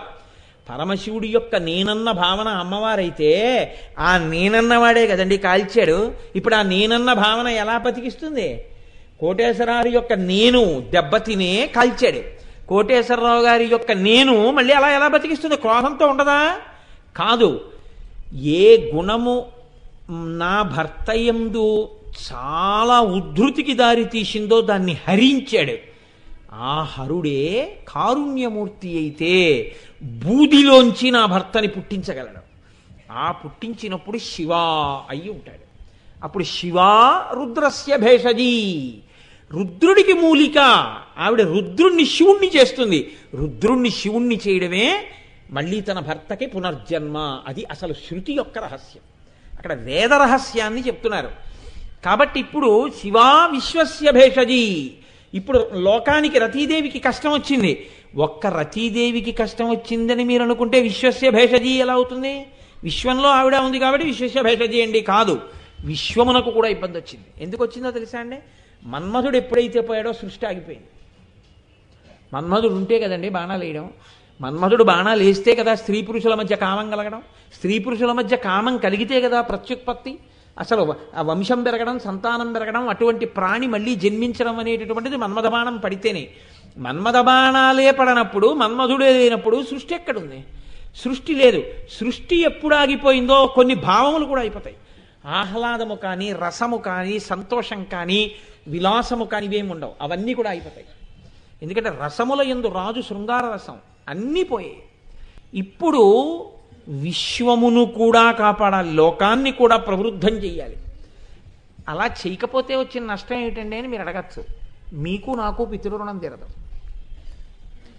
నాలాంటి కొడుకునోడి కంటే నాకు పితృరుణం తీరుతుంది. కనకుండా వదిలిపెట్టాడు అనుకోండి శరీరాన్ని, ఇప్పుడు వీడికి పితృరుణం తీరలేదు, ఆ పెద్ద ఆయనకి వంశం పెరగలేదు. ఇప్పుడు ఆగిపోయింది అక్కడతోటి. రెండో ప్రమాదం ఏమిటి? అసలు పెళ్ళే చేసుకోనండి అని ఎవడన్నా అన్నాడు అనుకోండి, అలా పెళ్లి చేసుకోను అన్నవాడు పితృరుణం తీర్చుకోను అని వేదాన్ని ధిక్కరించాడు. కాబట్టి ఇలాంటి పిల్లాన్ని కన్నవరా నువ్వని పితృదేవతల్ని స్వర్గలోకంలో తిరగేసి కట్టేస్తారు. కాళ్ళు పైకి మెడ కిందకి వేసి కడతారు. జరత్కారోపాఖ్యానము అని దేవి భాగవతంలో ఉంటుంది. అందులో జరత్కారు అలాగే కట్టేశారు. కాబట్టి తెంపరి మాటలు ఆడకూడదు. పెళ్లి చేసుకోనండి, నీ పెళ్లి చేసుకోనండి అనకూడదు. నాకు ఒకసారి అమెరికా నుంచి ఒక ఆయన ఫోన్ చేశాడు, ఇలాగే నాకు చాలా వైరాగ్యం ఉంది, నేను పెళ్లి చేసుకోను. నోరు మోయి పెళ్లి చేసుకొని అనకూడదు, మహా తప్పు, చేసుకోవాలని చెప్పాను. కాబట్టి పెళ్లి చేసుకుని తీరాలి. ఆ తర్వాత వైరాగ్యం ఏం తప్పే ఉంది? పెళ్లి చేసుకుని ఇది సుఖము కాదని తెలుసుకుని వైరాగ్యాన్ని పొంది వానప్రస్థంలోకి వెళ్ళు చక్కగాను మార్గంలో. ఏం తప్పే ఉంది అందులో? గృహస్థాశ్రమంలో ఉంటే 10 మందిని ఆదరించవచ్చు, 10 మందికి నువ్వు సంతోషంగా పనికొచ్చేటట్టుగా జీవితాన్ని గడపచ్చు. అందులో దోషమేం లేదే. కాబట్టి ఇప్పుడు సృష్టి ఆగిపోయింది. ఒక పక్క సృష్టి ఆగిపోయింది, ఒక పక్క రతీదేవి తన పాదములు పట్టుకుని ఏడుస్తోంది. ఏడవడంలో కూడా ఎంత గమ్మత్తైన మాట అంది. అందరి యొక్క మాంగళ్యమునకు, అందరి యొక్క మంగళప్రద జీవితమునకు నీవే హేతువు, నీవే శోభన దేవత. ఒక తల్లి సువాసిని అని పిలవబడిందంటే నీ అనుగ్రహమే. నీ అనుగ్రహం లోపించింది అంటే ఆమె పూర్వ సువాసిని అవుతుంది. నేను నీ అనుగ్రహాన్ని ఎందుకు కోల్పోవాలి? నా ఆరాధనలో ఏ దోషం వచ్చింది? నా భర్త తెంపరితనం చేశాడు, శిక్ష వేశావు. నా ఆరాధనలో దోషం లేదు, నా భర్త నాకుంచు, నా మంగళత్వం పోవడానికి వీల్లేదు, నా మంగళ్యం పోవడానికి వీల్లేదండి. బూది అయిపోయిన వాడిని పుట్టించడం ఇంకా కష్టమమ్మా. కాబట్టి తర్వాత ఎప్పుడో ఎక్కడో పుట్టేటట్టుగా చేస్తాను, అప్పుడు కావాలంటే నువ్వు కూడా పుట్టు అనాలి కదండి. వేరొక శరీరం ఇంకొకసారి ఇస్తాను, ఇందులో ఉన్న జీవుణ్ణి తీసి వేరొక చోట పెడతాను, అక్కడ పుడతాడు. పుట్టిన తర్వాత నువ్వు కూడా ఈ శరీరం వదిలిపెట్టేసి అక్కడెక్కడో పుట్టి మళ్ళీ మీ ఇద్దరు వివాహం చేసుకోండి అనాలి. కానీ ఈయన మళ్ళీ ఎక్కడో పుట్టాలంటే అసలు ఆ పుట్టడానికి మన్మథ బాణం ఏది? అసలు పెద్ద ఇబ్బంది అంతా అక్కడ వచ్చిన ఈ మాట చెప్పడానికి లేదు, ఈయన్ని బతికిస్తే తప్ప. ఈయన్ని బతికించడానికి అంటే నేను చంపేవాడిని, నువ్వు బతికించేదానివి ఆయన. ఈయనంటే ఈయన అసలు కాముండి కాల్చినవాడు, ఈయన పరమ వైరాగ్యం ఉన్నవాడు. ఇప్పుడు అమ్మవారు హేళగా బతికించలేదా అంటే వదిలిపెట్టలేదు, బతికించిందా అంటే ఆ శరీరం ఇవ్వలేదు.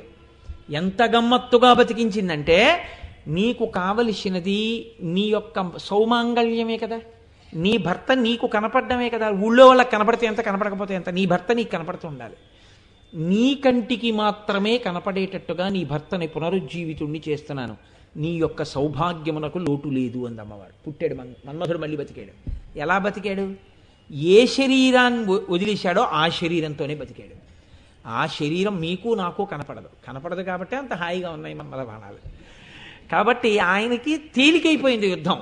అంతకుముందు కనపడి వేశాడు, కనపడి వేస్తే అబ్బాయి కొన్ని ఇబ్బందులు వచ్చేరా నీకు, కనపడకుండా వేస్తే నీకు గొడవ వదిలిపోతుందని ఆవిడ కనపడకుండా వేసే అదృష్టాన్ని కూడా ఇచ్చేసింది. ఇప్పుడు పుట్టించడంలో బలహీనతనిచ్చిందా బలాన్నిచ్చిందా? బలాన్నిచ్చింది. కనపడకుండా వేయి బాణాలు ఇంక నుంచి. కాబట్టి ఇదో పెద్ద గొడవ. మన్మధుడు వచ్చేస్తున్నాడు ఇంట్లోకనే ఏదో తెలిసిపోతుంది అనుకోండి, మరింత జాగ్రత్తగా ఏదో ఉండొచ్చు. అసలు ఎట్నుంచి వస్తాడో, ఎప్పుడు వస్తాడో, ఎక్కడి నుంచి వస్తాడో, వేసేశాడా, పడిపోయాయా మన్మథ బాణాలు, ప్రమాదమే. కాబట్టి ఇప్పుడు అటువంటి మన్మధుణ్ణి శరీరం లేకపోయినా మళ్ళీ అనంగుడై రతీదేవికి మాత్రమే కనపడేటటువంటి రూపాన్ని పొందినప్పటికీ అంత బలాన్ని ఇచ్చింది లేదు, బలాన్ని పెంచింది. ఏదో రైల్లో వెళ్ళిపోతున్నాడండి ఒక ఆయన, వెళ్ళిపోతూ ఆకలేసింది, ఏదో ఓ పదార్థం పట్టుకొచ్చి అమ్ముతున్నాడు ఒక ఆయన, పట్టుకొస్తే పులిహార అన్నాడు. ఓ పులిహార ప్యాకెట్ ఇవ్వా, పులిహార ప్యాకెట్ తిన్నాడు. రాత్రి బెర్తెక్కి పడుకున్న తర్వాత ఇంకా అందుకున్నాయి వాంతులు. వాంతులైపోతున్నాయి, శరీరంలో పదార్థం ఏదీ ఉండకుండా శరీరంలోంచి వెళ్ళిపోతుంది. ఓ 25-30 వాంతులు అవి అయిపోయి. తెలుసున్నవాడన్నవాడు ఒక్కళ్ళేడు, అసలు తన భాష మాట్లాడేవాడన్నవాడు ఒక్కళ్ళేడు. ఇప్పుడు అతను వచ్చి బెర్త్ మీద పడుకునే ఓపిక కూడా లేక టాయిలెట్ల దగ్గరే పడిపోయిన తర్వాత ఎవడో ఓ పుణ్యపురుషుడు లేచి టాయిలెట్లోకి వెళ్తూ ఏమిటి ఇలా పడిపోయాడని చెప్పి ముష్టివాడు అనుకున్నాడు. చూస్తే మూలిగాడు. అతను చూసి టీటీని పిలిచాడు. టీటీ ప్యాసింజర్స్ లిస్టులో డాక్టర్ ఎవరున్నారో చూసి డాక్టర్ని పిలిచాడు. డాక్టర్ చూసి ఓ లోయర్ బెర్త్ ఆయన్ని లేపేసి అక్కడ పడుకోబెట్టి గబగబాను నా దగ్గర కిట్లో ఒక్క సిలైన్ ప్యాకెట్ ఉంది తీసుకురండి అని చెప్పేసి ఆ బ్యాగ్లో సిలైన్ ఆ సీటుకే కట్టేసి మొత్తానికి గబగబా ఏవో ఆయన దగ్గర అదృష్టవశాత్తు ఉన్న 2-3 ఇంజక్షన్లు ఎక్కించి ఆయన బతికించాడు. ఆయన లేచిన తర్వాత ఏం తిన్నారు ఇలా పడిపోవడానికి అని అడిగారు. పులిహార తిన్నానండి, ఆ దిక్కుమాల పులిహార తిన్నాకే ఇలా అయిపోయింది నాకు అన్నాడు. ఎవడరా ఈ పులిహార అమ్మినవాడు అని చెప్పి మొత్తానికి పట్టుకున్నారు. నిజం చెప్పు ఎక్కడదా పులిహార అన్నారు. అయ్యా ఒక్క ప్యాకెట్టేనండి, అక్కడెక్కడ దొరికింది, మిగిలిపోతే ఈయన అడిగాడు కదా అని ఇచ్చేసానండి అన్నాడు. అంటే నేను ఉదాహరణకి చెప్తున్నాను, రైల్వేలో అలా అమ్ముతున్నారన్న ఉద్దేశ్యం కాదు, ఒక ఉదాహరణకి చెప్పాను అంతే. కాబట్టి ఇప్పుడు ఆయన మళ్ళీ ఎప్పుడో ప్రయాణం చేస్తున్నాడు, ఆకలిస్తోంది, పులిహార ఉందన్నాడు. తింటాడండి? లేకపోతే పస్తు పడుకుంటాను కానీ పులిహార మాత్రం వద్దంటాడు. ఎందుకంటాడు అంటే చూడండి, మనం ఓ మాట అంటాం, ప్రాణం వేటు పడిపోయిందండి అయిందంటాం. ఆ పేరు చెప్పేటప్పటికి భయం. ప్రసాదం అని పులిహార ఇచ్చిన 2 మెతుకులు వేసుకుంటానండి నోట్లో అంటాడు. పులిహార అన్న మాటలో పెద్ద పులి కనపడుతుంటుంది ఆయనకి, ఆ పడిన భయానికి. మన్మథుడు మరి ఈ మన్మథ బాణాలు వేసి ఈ పదవిలో ఉండడం వల్లే కదండి ఇంత కాలిపోయాడు. కాలిపోయిన వాడిని మళ్ళీ అదే పదవి చేయి, మళ్ళీ ఆ బాణాలే అదే ధనస్సు తట్టుకో అంటే ఎంత వేటు పడిపోవాలి. అయ్య బాబోయ్ అమ్మ మళ్ళీ అదే ఉద్యోగం నాకు. పైగా ఒక్క నిమిషం విశ్రాంతి ఉండడానికి వీల్లేదు ఆ ఉద్యోగంలో. ఏదో భయపడుతూ బాబాయ్ అని అదే గుర్తొచ్చి బాణం వేయిపోయి ఈ బాణం ఇలా వేయిపోతే ఆ బాణం పక్కకెళ్ళి పడిపోతుంది అనుకోండి. ఏ మన్మధుడు అంటే భయపడేవాడు ఉండడు లోకంలో. ఆయన గురి చూశాడంటే తగిలేస్తుంది అంతే గుండెలకి. అలా మళ్ళీ అంత నైపుణ్యంతోనూ ఆయన ఉద్యోగం చేస్తున్నాడా లేదా అంటే ఇద్దరు మాత్రం చాలా బాగా ఉద్యోగం చేస్తున్నారని మనం ఖచ్చితంగా చెప్పగలం. మిగిలిన దేవతల ఉద్యోగాల విషయం నాకు తెలియదు కానీ ఒకడు మన్మధుడు, రెండు యమధర్మరాజు గారు, వీళ్ళిద్దరు ఉద్యోగాలు బాగా తెలుస్తుంటాయి. చక్కగా జరుగుతుంది యుద్ధం అని, చక్కగా చేస్తున్నారు ఉద్యోగం అని. ఇంత గొప్పగా చేయగలుగుతున్నాడు అంటే కామ సంజీవనౌషధి, బాగా బతికించావమ్మా. ఈ ఓషధి ఉందే, ఇటువంటి ఓషధి ఈ లోకంలో లేదు, నువ్వే ఆ ఓషధి. ఆ గౌరవం అంటూ ఏమైనా దక్కితే అమ్మా నీకే దక్కాలి. కాబట్టి అసలు ఓషధులకు ఓషధి ఎవరు? అమ్మవారే. ఇప్పుడు ఈ నామం మన్మధుడికి పెట్టుకుంటే మీకు సంతోషమా? ఎంతటి మహాపాపం చేసినటువంటి వాణ్ణి కూడా బతికించి రక్షించి వాడి బుద్ధి మార్చి యోగ్యుణ్ణి చెయ్యగలిగినటువంటి అనుగ్రహం అమ్మవారి దగ్గర ఉంటే మీరు ఏ పాపమో చేశానని అమ్మవారి పాదాలు పట్టుకోవడానికి భయపడవలసిన అవసరం మీకేముంది? ఇవాళ కష్టం వచ్చి అమ్మవారి పాదాలు పట్టుకోవడం కాదు, ముందు నుంచి ఆవిడ పాదాలు పట్టుకొని ఒక్క నమస్కారం చేస్తే అసలు కష్టం వచ్చేలా మీతో ఎందుకు ప్రవర్తించేట్టు చేస్తుంది ఆవిడ. అసలు మీ బుద్ధి మారుస్తుంది. మార్చి మీరు ఎన్నడూ దోషభూయిష్టమైనటువంటి నడువడితో ఉండవలసిన అవసరం లేని రీతిలో మీ యొక్క బుద్ధిని మీ నడువడిని ఆమె చక్కదిద్దగలదు. ఈ నామం మీకు ఆ అభయాన్ని ఇస్తోంది. రెండు, ఏ తల్లి అనుగ్రహంతో మన్మధుడు బతికున్నాడు? అమ్మవారి అనుగ్రహంతో ఇవాళ బతికున్నాడు. కాబట్టి మన్మధుడంటూ ఎవరి మాటైనా వినాలి అనుకుంటే లోకంలో ఈవిడ చెప్పింది అనేటప్పటికీ వెంటనే వినేది ఎవరిది? కృతజ్ఞతాబుద్ధితో అమ్మవారి మాటే. తెల్లవారి లేస్తే ఆ ఇంట్లో రోజు కుంకుమార్చన ఎవరికి చేస్తుంది? రతీదేవి, అమ్మవారికే. ఎందుకని? ఆవిడ కూడా కోటి కుంకుమార్చన చేసుకుంటోంది, ఆవిడ కూడా పసుపు కుంకాలు ఇచ్చుకుంటోంది, ఆవిడ బొట్టిట్టుకుంటోంది, ఆవిడకే మంగళసూత్రాలు ఉన్నాయంటే అమ్మవారి అనుగ్రహం. కాబట్టి ఆవిడ రోజు పార్వతీ పరమేశ్వర ఆరాధన ఇంట్లో చేస్తూనే ఉంటుంది. మీరు బాగా గుర్తుపెట్టుకోండి, హరుడు కాల్చాడు అమ్మవారు బతికించింది, హరుడు పనికి మాలినవాడు అని మీరు అన్నారనుకోండి, అమ్మవారికి కోపం వస్తుంది. నిజంగా అమ్మవారికే కాని హరుడు కాల్చడం ఇష్టం లేకపోతే మన్మధుణ్ణి కాల్చగానే దెబ్బలాడుకోవలసింది హరుడు ఆవిడను. పెళ్ళవలేదుగా ఇంకాను. ఏమిటా లోకోత్తరమైన సౌందర్య రాశిని తారకాసురుడిని నిర్జించేవాడు మన ఇద్దరికి పుట్టాలి కాబట్టి వేశాడు బాణం. అంటే దానికే కాల్చేస్తావా? ఇప్పుడు నా సౌందర్యం కూడా ప్రశ్నింపబడింది కదా, నీలాంటి ధూర్తుడికి భార్యనవుతాననుకున్నావా అని అమ్మవారు అన్నట్టుగా ఎక్కడైనా ఉందా? ఎందుకుండదు?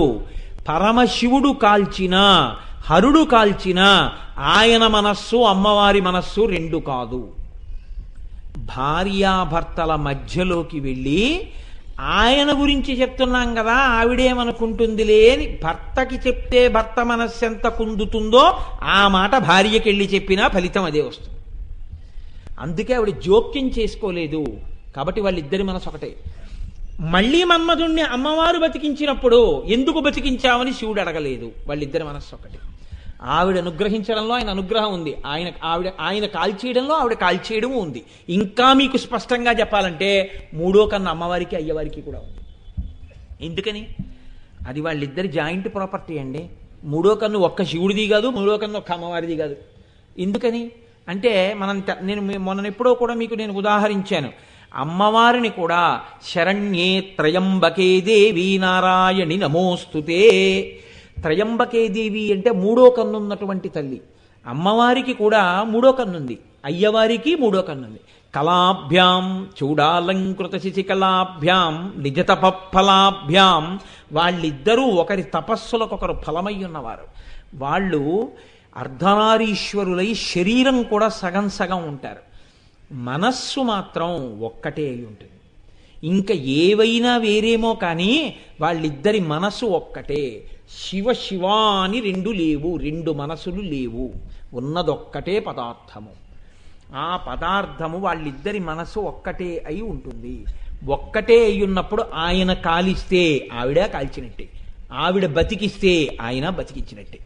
ఈ తత్వం నీకు అర్థమైతే నువ్వు అమ్మవారి అనుగ్రహానికి నోచుకుంటావు. ఎందుకని? ఆయన్ని తక్కువ చేసి వీడిని ఎక్కువ చేసి నువ్వు చెప్తే ఆవిడ మురిసిపోతుందని నువ్వు అనుకుంటే నీ అంత ధూర్తుడు లోకంలో లేడు. ఆవిడ మహాపతివ్రత. ఆవిడ గురించి నువ్వు లలితా సహస్రం ఏమిటి నేర్చుకున్నది? ఆ లలితా సహస్రనామ స్తోత్రంలోనే స్వాధీన వల్లభ అని నామం ఉంది, కామేశ్వర ప్రాణనాడి అని నామం ఉంది. అసలు శంకరాచార్యుల వారు సౌందర్యలహరి చెయ్యాలి అంటే శివశక్తి ఆయుక్తో అని శివనామంతో మొదలుపెట్టారు. శివ అంటే తప్ప ఆవిడ సంతోషించదు. అంతటి మహాపతివ్రత దగ్గరికి వెళ్ళి అమ్మా నువ్వు బతికించావమ్మా, ఆయన కాల్చేశాడమ్మా అంటే ఆవిడ సంతోషిస్తుందని నువ్వు ఎలా అనుకుంటున్నావు? అది నీ యొక్క కేవల అజ్ఞానము. అలా అమ్మవారు ఒక్కనాటికి ప్రీతి చెందదు. దానిలో ఉన్నటువంటి ఆంతరమైన విషయాన్ని నువ్వు కనిపెట్టి స్తోత్రం చెయ్యగలిగితే అమ్మవారు పొంగిపోతుంది. మా ఇద్దరి మనసొకటని వీడు గ్రహించగలిగాడు. ఇది ఎవడు గ్రహించాడో వాడు మాత్రమే భక్తుడు.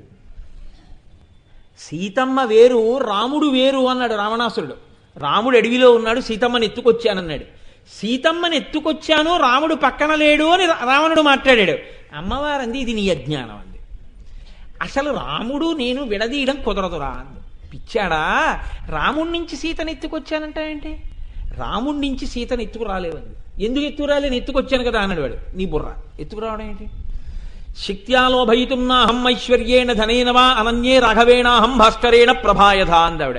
సూర్యుణ్ణి పక్కన పెట్టేసి సూర్యుడి కాంతి ఒక్కటి ఎత్తుకెళ్ళి చూస్తాను. సూర్యుడు లేకుండా సూర్యకాంతిని ఎత్తుకెళ్ళగలవా? సూర్యకాంతి దొరుకుతుందా? పువ్వు అక్కర్లేదు, పువ్వులో సౌరభం కావాలి, దొరుకుతుందా? మల్లె పువ్వు లేకుండా మల్లె పువ్వుల వాసన ఉంటుందా? దీపం వద్దు, దీపం కాంతి కావాలి, ఉంటుందా? ఉండవు. అవి రెండూ ఒకదాన్నొకటి ఆశ్రయించి ఉంటాయి. అలాగే రాముడిలో సీతమ్మ ఉంటుంది, సీతమ్మలో రాముడు ఉంటాడు. నీకు తెలియక పిచ్చాడా రాముడి నుంచి సీతమ్మని వేరు చేశానంటున్నావు. ఎప్పుడు నీకు సీతారాములు వేరు వేరుని కనబడ్డారో అలా కనబడ్డం దేనికి వస్తుందో తెలుసా? విధిస్తవ వదార్థాయ విహితో నాత్ర సంశయ. నీ శరీరం మళ్ళీ చచ్చి పుట్టడానికి పునర్జన్మని కోరుకునేటటువంటి అజ్ఞానమునందు ఉండిపోయావని గుర్తు. కాబట్టి నువ్వు మరణిస్తావనడానికి గుర్తు. జ్ఞానమునందు ఎదగలేకపోతున్నావు, నీకు తెలియలేదురా, అందుకని రాముడు సీత వేరన్నావంది. పైన కూర్చున్న హనుమ అంతకుముందు సీతమ్మని చూడలేదు. ఇంతకుముందు చూడనైనా పైన కూర్చున్నారు. ఆయన చూసింది ఎవరిని చూశారు? రాముణ్ణి చూశారు. సీతమ్మని చూశారా? చూడలేదు. ఇద్దరినీ చూసిన వాడెవరు? రావణాసురుడు. ఇద్దరినీ చూసిన వాడు అంటున్నాడు నేను ఆయన నుంచి వీడిని వేరు చేశానంటున్నాడు. ఇంతకుముందు సీతమ్మని చూడనాయన పైనుంచి చూశామంటున్నారు. నాకు సీతమ్మ కనబట్టలేదు. అస్యా దేవ్యా యథారూపం అంగ ప్రత్యంగ సౌష్ఠవం రామస్య యథారూపం తం చేయవసితే క్షణ అంటున్నారు. నాకు సీతమ్మ కనబట్టలేదు, అంగ ప్రత్యంగములలో నాకు రాముడు కనబడుతున్నాడు అంటున్నారు. ఇది సుందరకాండ. సీతమ్మయందు రాముడు కనబడితే హనుమ భవిష్యత్ బ్రహ్మ, మహాజ్ఞాని, ఆత్మదర్శనం, ఆత్మ అనుభూతి కలిగింది, సిద్ధుడయ్యారు మహానుభావుడు. సీతమ్మలో సీతమ్మే, రాముడిలో రాముడే. రాముడు సీత వేరు అన్న రావణాసురుడు ఏమయ్యాడు? 10 తలకాయలున్న తెగిపోయి. కాబట్టి ఆ రెండు ఒకటే అని నువ్వు తెలుసుకో. అలా తెలుసుకోగలిగితే నిన్ను ఏ ఆపదలోంచైనా ఆవిడ గట్టెక్కిస్తుంది. ఈ జ్ఞానము నీకు కలిగితే ఆ పార్వతీ పరమేశ్వరుల ఒండురల మనస్సొక్కటే నువ్వు గ్రహించగలిగితే, వాళ్ళ పాదముల మీద పడిపోతే ఉత్తర క్షణంలో నీకు కలిగే ప్రయోజనమేమి? అమృత వృష్టి. ఇక్కడే ఇప్పుడే సద్యోజాతం ప్రపద్యామి సద్యోజాతాయ వై నమో నమః భవే భవే నాతి భవే భవస్వమాన్ భవోద్భవాయ నమః. ఇప్పుడే ఈ క్షణంలోనే ఈశ్వరుడు నిన్ను జ్ఞానమును కలిగేటట్టుగా చేస్తాడు. కాబట్టి ఇది కలగడానికి భక్తితో కూడినదై ఉండాలి కర్మాచరణం తప్ప వాళ్ళిద్దరూ వేరండి, ఆయన కాల్చాడండి, ఆవిడ బతికించిందండి, ఈ వాక్యార్థం చెప్పడానికి నువ్వెందుకు? అంతరార్థాన్ని, ఆ హృదయాన్ని నువ్వు పట్టుకోగలగాలి. అమ్మవారి దగ్గర నిలబడి వసిన్యాది దేవతలు ఈ మాట చెప్పగలరండి? మీరు ఆలోచించండి. ఏ తల్లి రాజరాజేశ్వరిగా కూర్చునుంటే అమ్మా పరమశివుడు విజయం చేస్తున్నాడు సభలో కన్నంత మాత్రం చేత పరుగు పరుగున వెళ్ళి మోకాళ్ల మీద వంగి తన లలాటమనందున్నటువంటి బొట్టు శంకరుడి పాదముల కంటుకునేటట్టుగా నమస్కరించేటటువంటి తల్లి శరీరమంతా కోమలంగా ఉన్నప్పటికీ మోకాళ్ళు మాత్రం గరుకెక్కిపోయి ఉంటాయి. ఎందుకని అంటే ఎప్పుడూ మోకాళ్ళు నేలకి తగిలేటట్టుగా వంగి భర్తకి నమస్కరిస్తావు కనుక మోకాళ్ళు కొంచెం గరుకెక్కాయమ్మా అని శంకరుల చేత స్తోత్రం చేయబడిన తల్లి, ఏ తల్లి పరమశివుడి మీద కీర్తనలు సరస్వతీదేవి వాయిస్తున్నప్పుడు పొంగిపోయి భేష్ అంటుందో అటువంటి తల్లి పరమశివుడు కంటితో కాలిస్తే నువ్వు బతికించావమ్మా, ఆ కన్నొక కన్నా అని నువ్వంటే ఆవిడ సంతోషిస్తుందని నువ్వు ఎలా అనుకుంటున్నావు? అలా అనుకుంటే వసిన్యాది దేవతలు ఈ నామం చెప్తే అమ్మవారు సంతోషిస్తుందా? ఈ నామం లలితా సహస్రంలో ఉంటుందా? ఒక్కనాటికి ఉండదు. కాల్చినప్పుడు అంగీకరించిన ఆవిడే బతికించినప్పుడు పరమశివుడి చేత కూడా అంగీకరింపబడినది. ఇద్దరి మనస్సొక్కటే. అయితే ఇక్కడ ఒక చిత్రమైన అనుమానం ఒకటి వస్తుంది. ఇక్కడి వరకు చాలా బాగుందండి. అసలు ఆవిడ కాముణ్ణి ఎందుకు బతికించింది? సృష్టి కోసం అన్నారు. కాముణ్ణి బతికిస్తే తప్ప మనకి పితృరుణం తీరదన్నారు. అక్కడ వరకు బాగుంది. ఆవిడ బతికించినప్పుడే ఒక మాట చెప్పచ్చుగా, పితృరుణం తీరడానికి ధర్మబద్ధమైన కామము ప్రచోదనం అయ్యేటట్టుగానే బాణాలు వేస్తుండే ఇక నుంచి అని ఆవిడ ఒక మాట చెప్పుంటే మేమందరం పతనమయ్యేది లేకపోను కదా. అసలు లోకంలో ఏ అల్లర్లు ఉండవు కదా. ఇంకా అందరూ హాయిగా పితృరుణం తీరడానికి మాత్రమే మన్మథమానాలు పడి ఉండేవి. అందరూ తరించిపోయి ఉండేవారు. ఆవిడ ఎందుకు ఆపలేదు, ఎందుకు నియంత్రించలేదు ఈ మాటతో మన్మథుణ్ణి? అలా ఆవిడ వదలబట్టి కదండి, ఆ బలంతో కదండి వేసేస్తాడు ఇలా బాణాలు. దానివల్ల కదండి లోకం చెడిపోతోంది. ఇక్కడ మీరు కొంచెం జాగ్రత్తగా పట్టుకుని విచారణ చేస్తే ఈ ప్రశ్నే రాదు. అంటే మీరు ఆ మాట అనకండి, అసలు మేము వేయలేదు ఈ ప్రశ్న, నువ్వే తోకుంటావు, నువ్వే జవాబు చెప్తుంటావు, నువ్వే తమ్ముకుంటావు, నువ్వే తుమ్ముకుని నువ్వే శ్రీరామరక్ష అంటావు అనుకోకండి. మీరు బాగా విచారణ చెయ్యాలని నేను చెప్తున్నాను. లేని వాళ్ళు ఉంటారు, ప్రాజ్ఞులు ఉంటారు, వాళ్ళకి అనుమానం ఉంటుంది. అంటే అలా అన్నాను కదా అని అనేది నీకండి. కాబట్టి ఇప్పుడు అమ్మవారు ఎందుకు ఆ మాట వెయ్యలేదు? ఒక్కటే కారణం, మన్మధుణ్ణి ఆపేస్తే అసలు మీకు భగవంతుని యొక్క అవసరం లేని అహంకారం ప్రజ్వరిల్లుతుంది. మీరు గమనించండి జాగ్రత్తగా.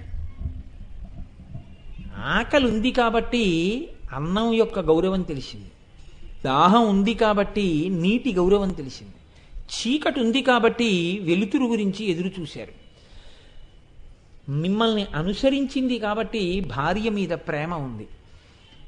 భగవంతుడన్నవాడు ఎప్పుడు జ్ఞాపకం వస్తాడంటే మనం ధర్మ మార్గంలో నిలబడాలని బుద్ధితో మనుష్యుడు తనంత తాను ఊంచుకున్నప్పుడే మీకు ఒక గౌరవం, మీ బుద్ధికి ఒక గౌరవం, మనుష్య జన్మకు ఒక గౌరవం.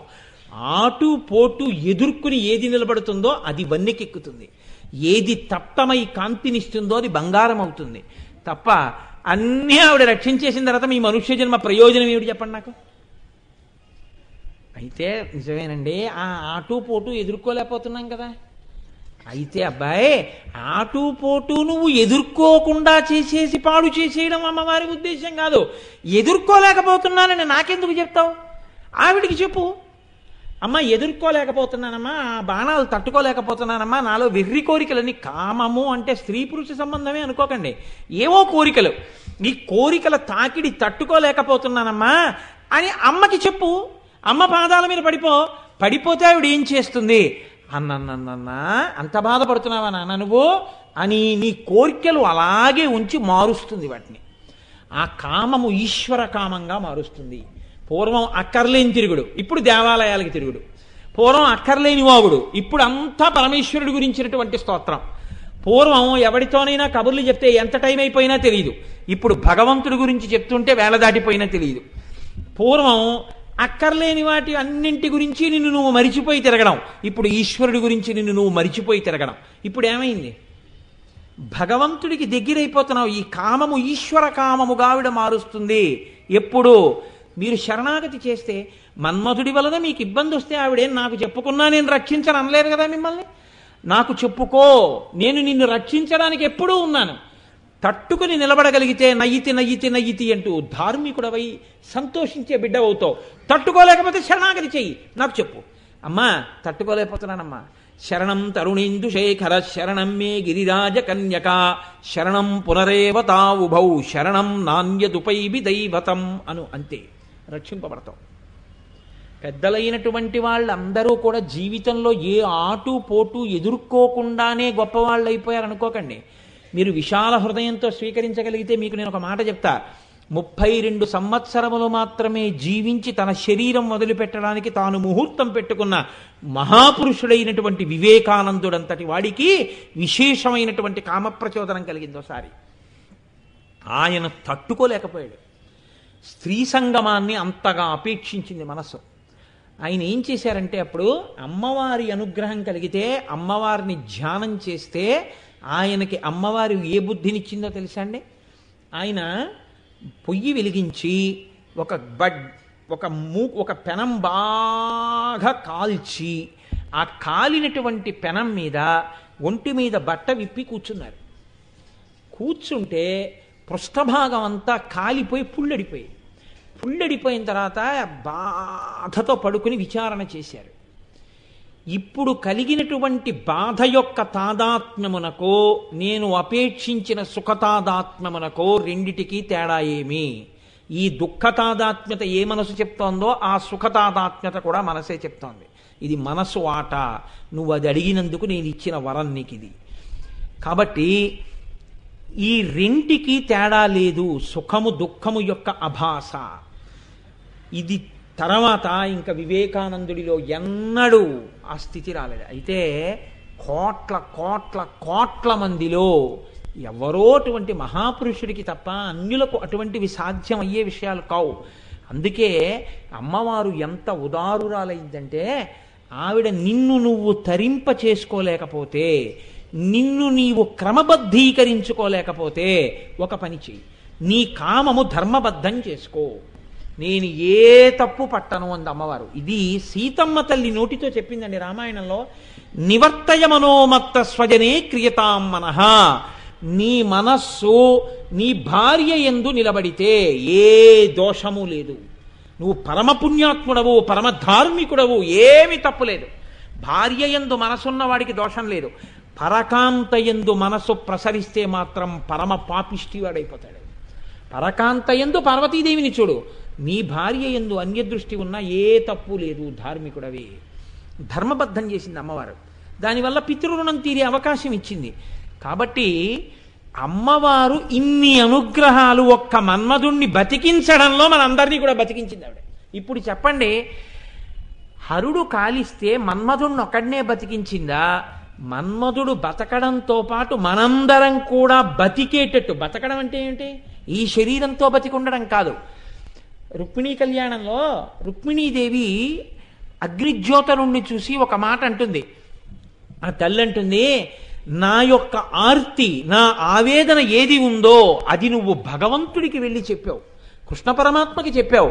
చెప్పి ఏం చేశావు అంటే, నేను మళ్ళీ పుట్టవలసినటువంటి అవసరం లేనటువంటి మహోపకారాన్ని చేశావు. కాబట్టి నీకు నేను ఏ విధమైనటువంటి ప్రత్యుపకారం చెయ్యగలను? నీకు నేను ప్రత్యుపకారం చెయ్యలేను. కాబట్టి నీకు నేను అంజలి ఘటించి నమస్కారం చేస్తున్నాను అంటుంది. అలా అమ్మవారు కూడా మనం మళ్ళీ పుట్టవలసిన అవసరం లేని రీతిలో మన్మథ బాణములను ఎలా మలుచుకోవచ్చో కూడా ఆవిడ మనకు ఆ స్థితినిచ్చింది. ఒకవేళ నీకు దాని వలన ఉద్ధతి కలిగితే శరణాగతి చేయడానికి తన పాదాలని ఎప్పుడూ మీకు అందుబాటులో ఉంచింది. ఆ పాదములను స్మరించి నమస్కరిస్తే దేవాలయంలో నిలబడాలని కూడా లేదు.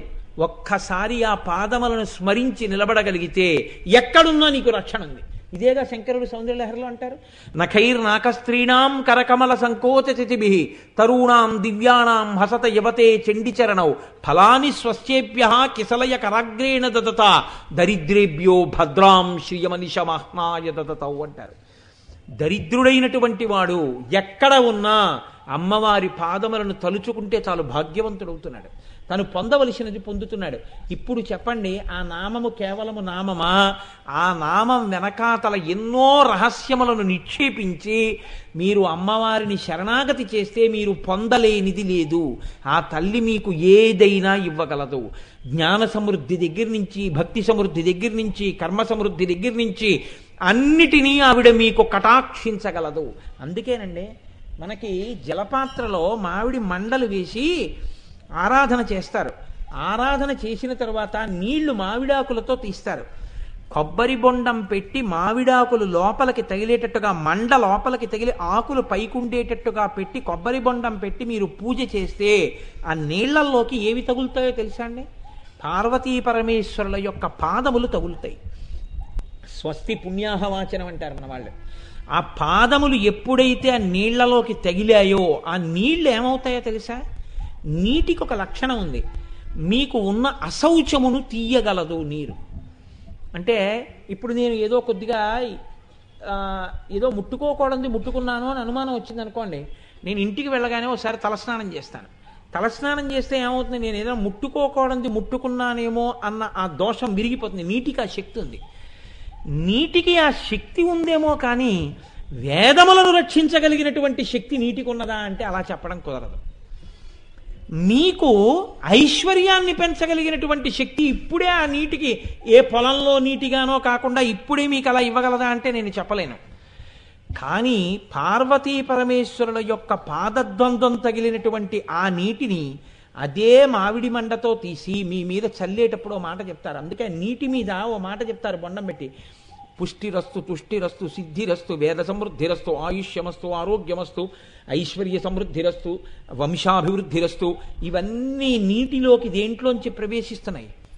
ఆ పార్వతీ పరమేశ్వరుల యొక్క పాద ద్వంద్వంలోంచి నీటిలోకి ప్రవేశిస్తున్నాయి. ఏమండి, నీరే ఎందుకు పెట్టాలి? ఇసుక పెట్టకూడదా? ఇసుక పెట్టి అందులో మామిడి మండ పెట్టకూడదా? పెడితే మామిడి మండలోంచి ఆ శక్తి పార్వతీ పరమేశ్వరుల పాదంలోంచి ఇసుకలోకి వెళ్ళదా? ఇసుక అయితే కొంచెం మా పొలంలో కూడా చల్లుకుంటాం కదా, లేకపోతే మా ఇంట్లో కూడా చల్లుకుంటాం కదా. నీటినే ఎందుకు పెడతారు? పంచభూతాల్లో ఆకాశం ఉంది కదా, పంచభూతాల్లో పృథివీ ఉంది కదా, పంచభూతాల్లో అగ్నిహోత్రం ఉంది కదా, నిప్పులు పోసి పెట్టకూడదా? అంటే నీటిని ఎందుకు పెడతారో తెలుసా అండి? నీటికి వేదంలో ఒక పేరుంది. ఆ పేరు పరబ్రహ్మానికి ఉంది. పరబ్రహ్మమునకు పేరేమి అంటే తజ్జలాన్. నీరే ఈశ్వరుడు. ఆపో వాజిదగం బ్రహ్మ అంట. నీరే బ్రహ్మ. బ్రహ్మం అంటే ఈశ్వరుడు.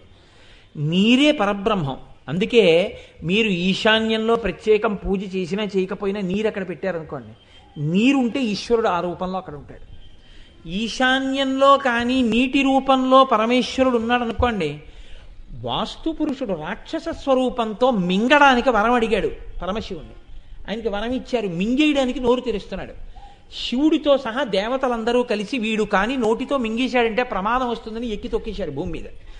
తొక్కేస్తే దేవతలందరూ తొక్కేస్తే వాడు లేవలేకపోయాడు. ఇంకా అలా పడున్నాడు. పడుండి వాడు మాట అడిగాడు, వసుహు స్థితి వాస్తు. అక్కడ వచ్చింది వాస్తుశాస్త్రం. ఆయన ఏమని అడిగాడంటే, నా మీద ఎవరెవరు ఎక్కడ నించున్నారో అలాగే ఇళ్లల్లో కూడా ఉండి నన్ను అనుగ్రహింపబడుగాక, నాకు అన్నం ఏదని అడిగాడు. అడిగితే వాస్తు హోమం చేసినప్పుడు నీకు భాగం ఉంటుంది, ఇంటి గర్భంలో పడిన మెతుకుల మీద నీకు అధికారం ఉంటుందన్నారు.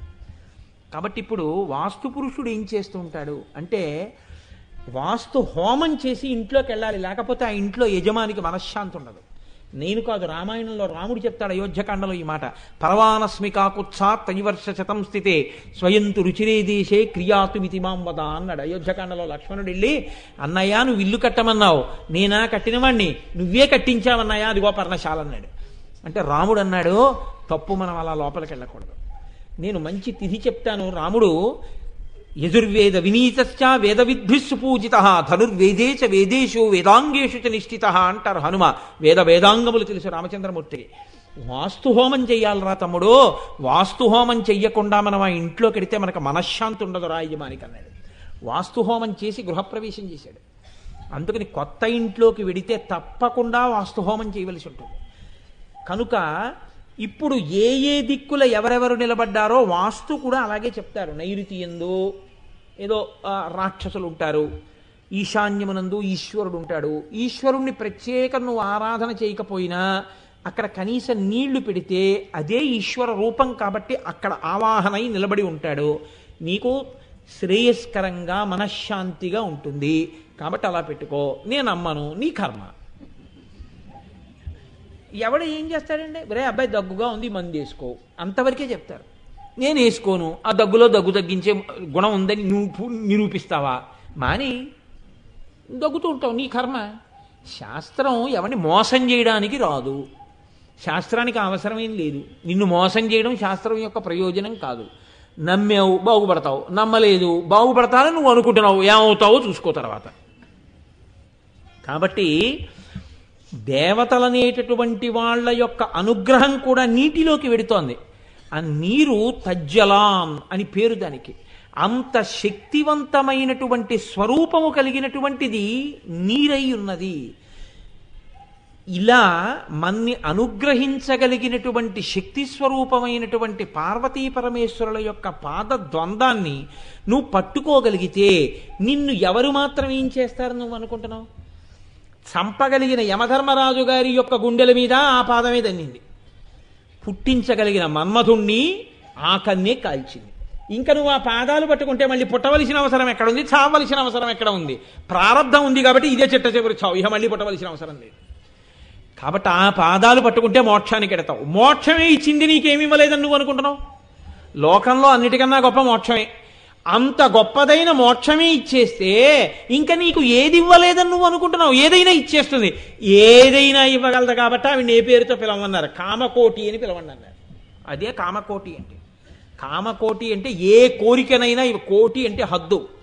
నీకుందేమో హద్దు కోరడంలో, ఏమంటే నాకు రాష్ట్రపతిని అవ్వాలనుంది, వెర్రి కోరికల వైపు వెళ్లకుండా ఉండడం మంచిది. కానీ అమ్మవారి అనుగ్రహం ఉంది, అయిపోతావు ఏమో, ఏం చెప్పగలం?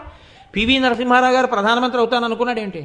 పివి నరసింహారావు గారు ఢిల్లీలో క్వార్టర్ కూడా ఖాళీ చేసేసి, అన్నీ ఖాళీ చేసేసి సెంట్రల్ యూనివర్సిటీ ఆఫ్ హైదరాబాద్లోంచి లైబ్రరీ పుస్తకాలు కూడా తీసుకెళ్ళడం నాకు తెలుసు. ఎందుకు తెలుసండి? భద్రరాజు కృష్ణమూర్తి గారు అన్న మహానుభావుడు అక్కడ వైస్ ఛాన్సలర్గా పనిచేస్తున్న రోజుల్లో మా తమ్ముడు సెంట్రల్ యూనివర్సిటీలో పనిచేస్తూ పివి నరసింహారావు వచ్చేస్తున్నారన్నయ్య, చాలా బుక్స్ పట్టుకెళ్లారు, ఏమి రీడర్ రా, ఎంత సంతోషం రా ఆయనకి పుస్తకాలు అవి అంటేను అని ఒకసారి నాతో వచ్చినప్పుడు చెప్పాడు కూడా. కాంగ్రెస్ పార్టీకి ఎలక్షన్ మేనిఫెస్టో రాసి పెట్టమంటే ఇదే నేను చేస్తున్న ఆఖరి ఉపకారం అని చెప్పి కాంగ్రెస్ ఎలక్షన్ మేనిఫెస్టో రాసి తిరిగి వచ్చేసారు ఆయన. వచ్చేసినటువంటి ఆయన అనుకోని పరిస్థితుల్లో ఆ పార్టీకి తగినటువంటి నాయకుడు లోపించాడనుకున్నప్పుడు అందరూ కలిసి ఇన్ని మూర్ధాభిషిక్తుడిని చేస్తే అకస్మాత్తుగా ప్రధానమంత్రిగా ప్రమాణ స్వీకారం చేశారు. ఆయన అనుకున్నారా అవుతాను ప్రధానమంత్రినని? లేకపోతే ఇప్పుడున్న ఆయన ప్రధానమంత్రిని అవుతాను అనుకున్నాడా? అమ్మవారు అనుగ్రహించింది, ప్రధానమంత్రి అయ్యాడు. ఆయన అనుకున్నాడు, మన్మోహన్ సింగ్ గారు అనుకున్నారా నేను ప్రధానమంత్రిని అవుతానని? ఎవడూ ఇది అయిపోతాననుకోడు. అనుకోకుండా అలా అయిపోవడమే అమ్మవారి గొప్పతనం. ఆ అయిపోవడంలో ఇంకోటి అయిపోకుండా 10 మంది సంతోషించేటట్టు అయిపోవాలంటే ఆవిడ పాదాలు అట్టుకోవాలి. ఏదైపోయినా పర్వాలేదు అనుకుంటే నీకేమీ అక్కర్లేదు. నీ పాదాలు నీకు చాలు తప్పుడు మార్గాల్లో తిప్పడానికి. తప్పుడు మార్గాల్లో తిరగకుండా దేని వలన నువ్వు మంచి పేరు పొందుతావో అటు నువ్వు నడవాలనుకుంటే మాత్రం ఆ పాదాలు కావాలి. ఆ పాదాలు పట్టుకున్నప్పుడు ఏదైనా ఇవ్వగలడానికి గుర్తు ఆవిడ కామకోటి. ఆవిడ కామకోటి అని గుర్తు ఏమిటంటే బూడిదైపోయిన వాడిని బతికించింది. ఇంకా నీకు నమ్మకం లేకపోతే ఎవరు మాత్రం నీకు బోధ చేయగలరు? ఈశ్వరుడు యందు పూనిక కలగాలి, ఈ ఒక్క నామం చాలు నీకు. ఏమంటే మన్మధుడు బతికాడని నాకు నమ్మకం ఏంటండి? నా పిల్లలే నాకు సాక్ష్యం కదండి. గురువుల అనుగ్రహం నిలబెట్టుకోవడం అంటే వారు చెప్పినటువంటి పనిని మీరు పూనికతో చెయ్యడమే. పూనికతో గురువుగారప్ప చెప్పిన పని చెయ్యడమే గురువుల యొక్క అనుగ్రహాన్ని పొందడానికి మార్గం. గురువుగారు ఓడి చెప్తే నువ్వు 10 సలహాలు తిరిగి చెప్పడానికి గురువుల అనుగ్రహం రాదు, ఉన్న అనుగ్రహం పోతుంది. ఇంకోసారి నీకు ఏ పని చెప్పరు. ఎందుకంటే you are more a minister than an obedient follower. నువ్వు వినయవంతుడవై ఆయన చెప్పిన పనులు చేసేవాడివి కావు, మహామంత్రిగా సలహాలు చెప్పేవాడివి. కాబట్టి నువ్వు ఎక్కడ మంత్రాంగం ఉంటుందో అక్కడికి వెళ్ళి ఉండవచ్చు, గురువుల దగ్గర సేవించడానికి నువ్వు పనికిరావు. కాబట్టి ఆ రోజు నుంచి ఏం చేస్తారంటే నీకు పని చెప్పరు, వదిలిపెట్టేస్తారు. గురువు పని చెప్పకుండా వదిలిపెట్టేశాడు అంటే నువ్వు గురువు అనుగ్రహానికి దూరం అయిపోతున్నావు అని గుర్తు. కాబట్టి వెంటనే మళ్ళీ ఏ తప్పులున్నాయో అవి దిద్దేసుకోవడం మొదలుపెట్టేసి గురువుగారి అనుగ్రహానికి పాత్రుడవు కావాలి. గురువుగారు పిలిచి పని చెప్తున్నారు, గురువుగారు చెప్పే పనులు నువ్వు పాడైపోయే పని గురువుగారు ఒక్క నాటికి చెప్పరు. నీ జన్మలకి ఏది ఉద్ధరిస్తుందో ఆ పనులు గురువు అప్పచెప్తాడు. గురువు చేత పనికి నిమంత్రణం చెయ్యబడ్డాడు అంటే అది వాడి అదృష్టమో, గురువు చేత పనికి నిమంత్రణం చెయ్యబడడో వాడు దురదృష్టవంతుడు. గురువుగారిని పిలవడానికి గురువుగారు అంతే, ఆయన దృష్టిలో శిష్యుడు కాడు. ఎందుకని? పిలిస్తే వీడు మనకి సలహాలు చెప్తాడు రా, వద్దు, దూరం పెడతాడు. అలా ఉండకూడదు. ఇది దక్కించుకుంది కాబట్టి ఆ కుటుంబం ఆ అదృష్టాన్ని పొందింది ఇవాళ. కాబట్టి చూడండి, హరనేత్రాగ్ని సందగ్ధ కామ సంజీవనౌషధి ఆ నామం విన్నప్పుడు ఆ నామం వెనకాతల ఉండేటటువంటి భావాన్ని మనం లోపల ఒక్కసారి సమన్వయం చేసుకున్నప్పుడు మనకి ఎంతటి ఆనందానుభూతి కలుగుతుంది. ఇది మీరు దృష్టిలో పెట్టుకోండి. కొన్ని నామములను గురించి విశేషమైన వ్యాఖ్యానం వినడం వల్ల జీవితంలో పూనిక పెరుగుతుంది. కొన్నింటి గురించి ఆచరణలో ఇది పెట్టడానికి అంత అవకాశమైనదేమీ కాదు అన్నదాని యొక్క వైభవాన్ని తెలుసుకోవడంలో గొప్పతనం ఉంటుంది. ఇప్పుడు ఈ నామం మీ పూనిక పెంచుతుంది, మీరు పరిపరి విధములు వినవలసి వస్తుంది. ఇప్పుడు మీకు నేను ఒక చిత్రమైనటువంటి విషయాన్ని ప్రతిపాదన చేసే ప్రయత్నం చేస్తాను. అమ్మవారి గురించి శ్రీమద్వాగ్భవకూటైక స్వరూప ముఖ పంకజ అని పిలుస్తారు ఆ తర్వాతి నామంలో. మంత్రం అనేటటువంటిది బీజాక్షరముల యొక్క కూడిక. మంత్రము బీజాక్షరములతో ఉంటే అది అమ్మవారి యొక్క సూక్ష్మ శరీరమై ఉంటుంది. స్థూల శరీరము అంటే కాళ్ళు, చేతులు, ముఖము, గుండెలు, తల, తొడలు, మోకాళ్ళు, పాదములు ఇలా తెలుస్తాయి. ఇలా తెలిస్తే స్థూల శరీరం అంటారు. సూక్ష్మ శరీరం అంటే ఈ కంటికి కనపడదు కానీ కదులుతుంది. అది మనస్సు. మనకైతే మనస్సు సూక్ష్మ శరీరం. మనస్సు వెళ్ళిపోతుంటుంది. ఇక్కడ కూర్చుంటాను కానీ ఎక్కడికో వెళ్ళిపోతుంది మనస్సు, దాన్ని సూక్ష్మ శరీరం అంటారు. అమ్మవారికి కూడా ఒక సూక్ష్మ శరీరం ఉంది. అది వస్తుంది. ఎక్కడికి వస్తుందో తెలుసా అండి? మీలోకి వచ్చేస్తుంది. అమ్మవారి సూక్ష్మ శరీరాన్ని మీలోకి మీరు తెచ్చుకోవచ్చు. ఎలా తెచ్చుకోవచ్చు? మీ సూక్ష్మ శరీరంతో ఆవిడ సూక్ష్మ శరీరాన్ని పట్టుకోవాలి. స్థూల శరీరాన్ని పట్టుకోవడానికి సూక్ష్మ శరీరం యొక్క సహకారం ఉంటుంది. స్థూల శరీరం సూక్ష్మ శరీరాన్ని పట్టుకోవడం మాత్రం కుదరదు. సూక్ష్మ శరీరంతోనే సూక్ష్మ శరీరాన్ని పట్టుకోవాలంటే మనస్సుతోనే ఆవిడ్ని పట్టుకోవాలి. ఆవిడ సూక్ష్మ శరీరంగా ఉండడం అంటే స్థూల శరీరంగా ఉండదు. ఆవిడ కూడా సూక్ష్మ శరీరంగా ఉంటుంది. ఆవిడ సూక్ష్మ శరీరమే మంత్రం. మంత్రము అమ్మవారి యొక్క సూక్ష్మ శరీరమై ఉంటుంది. ఇందులో మీరు ఒకటి బాగా పట్టుకునే ప్రయత్నం చేయండి. ఏమండి, మీరు సూక్ష్మ శరీరము మంత్రం అంటున్నారు కదా, మంత్రం అన్న మాటకు అసలు అర్థమేమి? ఇది మీరు బాగా తెలుసుకునే ప్రయత్నం చేయండి. మంత్రం అనగా మననాత్ త్రాయతే ఇతి మంత్ర. మీరు మననము చేయగా చేయగా చేయగా మిమ్మల్ని రక్షించగలిగినటువంటి శక్తి ప్రచోదనం అవుతుంది. మీకు నేను ఉదాహరణ చెప్తాను. నాకు 2 ఎకరాల పొలం ఉంది. అంటే లేదు, ఉదాహరణగా చెప్తున్నాను. 2 ఎకరాల పొలం ఉంది, అందులో ధాన్యం పండాలి. నేనేం చేస్తాను? ముందు భూమిని దున్నుతాను. భూమిని దున్నిన తరువాత అందులో ఉన్నటువంటి రాళ్ళు, బెడ్డలు ఇలాంటివి ఏమైనా ఉంటే ముళ్ళు ఇవి ఏరేస్తాను. ఏరేసిన తర్వాత ఇప్పుడు బాగా నీరు పెడతాను. నీరు పెట్టిన తర్వాత మళ్ళీ ఒకసారి బాగా దున్నుతాను మెత్తగా. దున్నేసిన తర్వాత ఇప్పుడు ఒక వరుస క్రమంలో ఏదో వేసేసానని చెప్పి తీసుకెళ్ళి మొక్కలు పాతేసేయడం అంటే తీసుకెళ్ళి ఇలా ఇలా ఇలా ఇలా ఏదో చేతికి వచ్చినట్టు గుచ్చడం కాదు. ఒక అందమైనటువంటి రీతిలో ఒక సరళ రేఖకి దొరికేటట్టుగా ఆ నారుమడిలో ఉండేటటువంటి మొక్కలు దగ్గరగా ఉంటాయి. అవి ఎడం చేత్తో ఒక గుత్తి పట్టుకుని వంగి కుడి చేత్తో ఒక్కొక్క మొక్క తీసి బురదలో చెయ్యి పెడుతున్నానని చూడకుండా జాగ్రత్తగా మొక్క ఎంతవరకు నాటితే మట్టిలో స్థిరంగా నిలబడుతుందో అలా ఒక్కొక్క మొక్క ఇలా నాటుకుంటూ వంగుని ఉదయం నుంచి సాయంకాలం వరకు అదే పని నాటుతూ ఉంటాను. నాట్లు వేశారు అంటారు. ఇప్పుడు అన్నీ ఒక సరళ రేఖలో ఉంటాయి. ఇవి పెరిగి పెద్ద అవుతాయి. పెద్దవైనప్పుడు ఈ మొక్క ఇలా విస్తరిస్తే మొక్క మీద మొక్క పడిపోయి కంకులు ఒరిపిడైపోకుండా ఏ కంకుకు ఆ కంకు నిలబడ్డానికి కావలసిన చోటుండి నాకు ఎక్కువ ధాన్యం వస్తుంది. ఈ ధాన్యం రావడానికి ముందు నేను వడ్లే పట్టుకెళ్ళి ఒక చోట పోసేస్తాను. గుత్తిగా పెరిగిపోతాయి.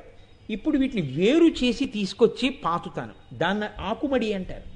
ఆకుమడిలో ఉన్న వాటిని తీసుకొచ్చి నారుమడి అని నాట్లు వేస్తాను. ఏం దొరగారు, నేను వ్యవసాయం గురించి బాగానే చెప్తున్నాను. కాబట్టి ఆకుమడిలోవి తెచ్చి నారుమడిలో మళ్ళీ చక్కగా నారు వేశారంటారు. అంటే నాట్లు వేస్తారు, వరసలో వేస్తారు. ఇది మళ్ళీ పురుగు పట్టకుండా మందు కొడతారు. పెరిగి పెద్ద తర్వాత కంకు వస్తుంది. అప్పుడు రంగు మారుతుంది, పొలం పచ్చగా అయిపోతుంది. అప్పుడు మొదటికి కోసేస్తారు. తర్వాత ఆ కంకుల మీద ఆ కంకుల్ని బాగా చిమ్మితే ధాన్యం ఓ పక్కన పడిపోతుంది, గడ్డి పశువులకు పట్టుకెళ్ళిపోతాం. అలా మీరు కూడా ఏం చేస్తారంటే ఈ ధాన్యమును పట్టుకెళ్ళి భూమిలో వేస్తే మొక్కగా మొలకెత్తి మీకు కంకులివ్వడానికి వీలైన రీతిలో అది ఆకుమడి అవడానికి కొంత సమయం పడుతుంది. అలాగే బీజాక్షరములను ఉంటాయి, అవి లోపల శక్తిని కలిగి ఉంటాయి, అవి లోపల పేలాలి. అంటే వడ్డుగింజ భూమి లోపల బాగా ఉబ్బి పగిలితే అంకురంలోంచి పైనుంచి చిన్న మొలక వస్తుంది, ఇంతే మొలక. ఆ మొలక ఏమవుతుందంటే మెల్లమెల్లగా మెల్లమెల్లగా పైకొచ్చి ఇలా గడ్డి విచ్చుకుంటుంది. అలా మీరు కూడా ఆ మంత్రాధిష్టాన దేవతని ధ్యాన శ్లోకంతో చూస్తూ ఇక్కడే మీరు ఆ బీజాక్షరాల్ని బాగా మననం చేస్తుంటే ఆ బీజాక్షరములు విస్ఫోటనమును పొందుతాయి. పొంది ఇప్పుడు ఈ శక్తి బయటికేం వెళ్ళిపోదు, ఈ శక్తి మీ లోపలే పట్టుకుంటుంది. ఈ శక్తి చేత ఏమవుతుందంటే ఈ స్థూల శరీరము పునీతమైపోతుంది. ఇక్కడ ఒక్కటి గుర్తుపెట్టుకోండి, మంత్రము చేత మోక్షమును పొందవచ్చా? ఈ విషయం నిర్ధారణ చేయడం కొంచెం కష్టమే. ఎందుకో తెలుసా అండి?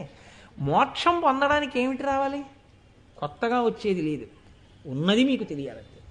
ఉన్నది ఉన్నదని తెలియాలి, లేనిది ఉన్నది అని తెలుస్తున్నది లేనిది అని తెలుసుకోవాలంతే. సత్యం ఎరుకలోకి రావాలి. మీకు ఉదాహరణ చెప్తానండి. నా ఇంట్లోనే మా తాతగారు ఏం చేశారంటే ఓ లంకె బిందెలు మూటోటి భూమిలో పెట్టారు. ఇప్పుడు నాకు ఆ లంకె బిందెలు ఎక్కడున్నాయి అన్నది వెతుక్కోవాలి. మా తాతగారు లంకె బిందెలు పెట్టారని తెలిసింది నాకు. లంకె బిందెలు అంటే 2 పెద్ద పెద్ద బిందెలు మూట కట్టి బంగారం పెట్టి భూమిలో పాతి పెట్టేస్తారు. అవి ఎక్కడున్నాయి నాకు తెలియాలి. అవి ఎక్కడున్నాయో నాకు తెలియాలా?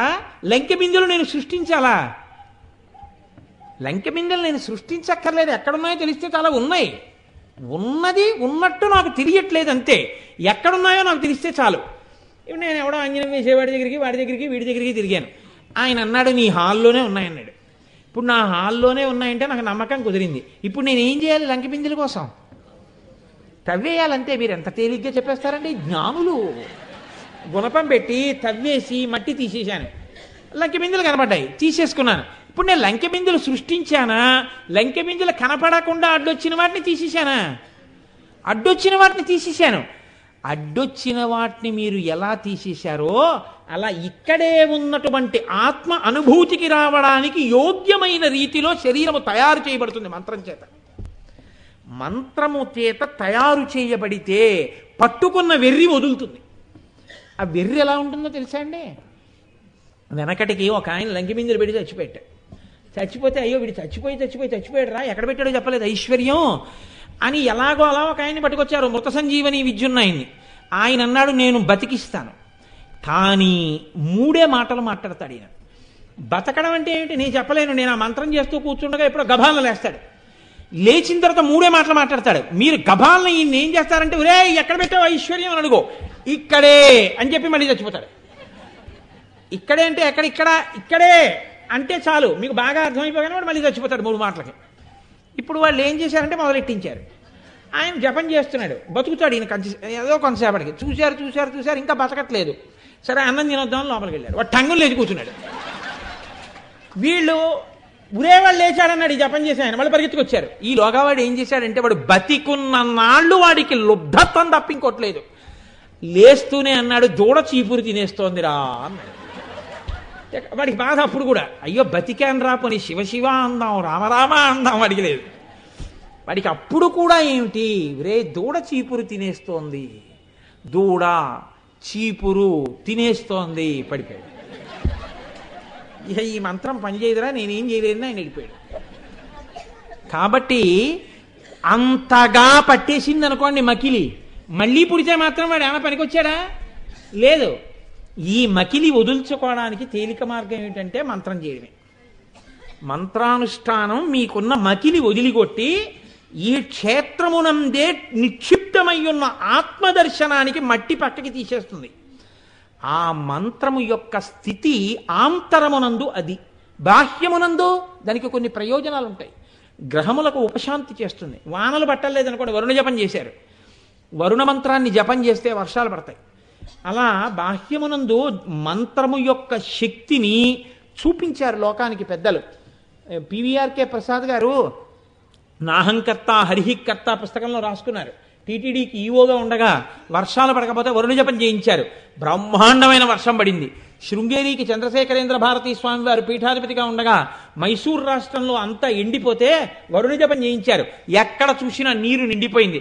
అసలు కాంచి పీఠాధిపతులు చంద్రశేఖరేంద్ర సరస్వతి వారు జీవితాంతం వేదాన్ని నమ్మండి, మంత్రాన్ని నమ్మండి, వేదాన్ని నమ్మండి, మంత్రాన్ని నమ్మండి, వేదము మంత్రము రెండిటి యందు నమ్మకం ఉన్న పెద్దలకి నమస్కారం చేయండి, లోకం బాగుపడుతుందని చెప్తూనే ఉన్నారు.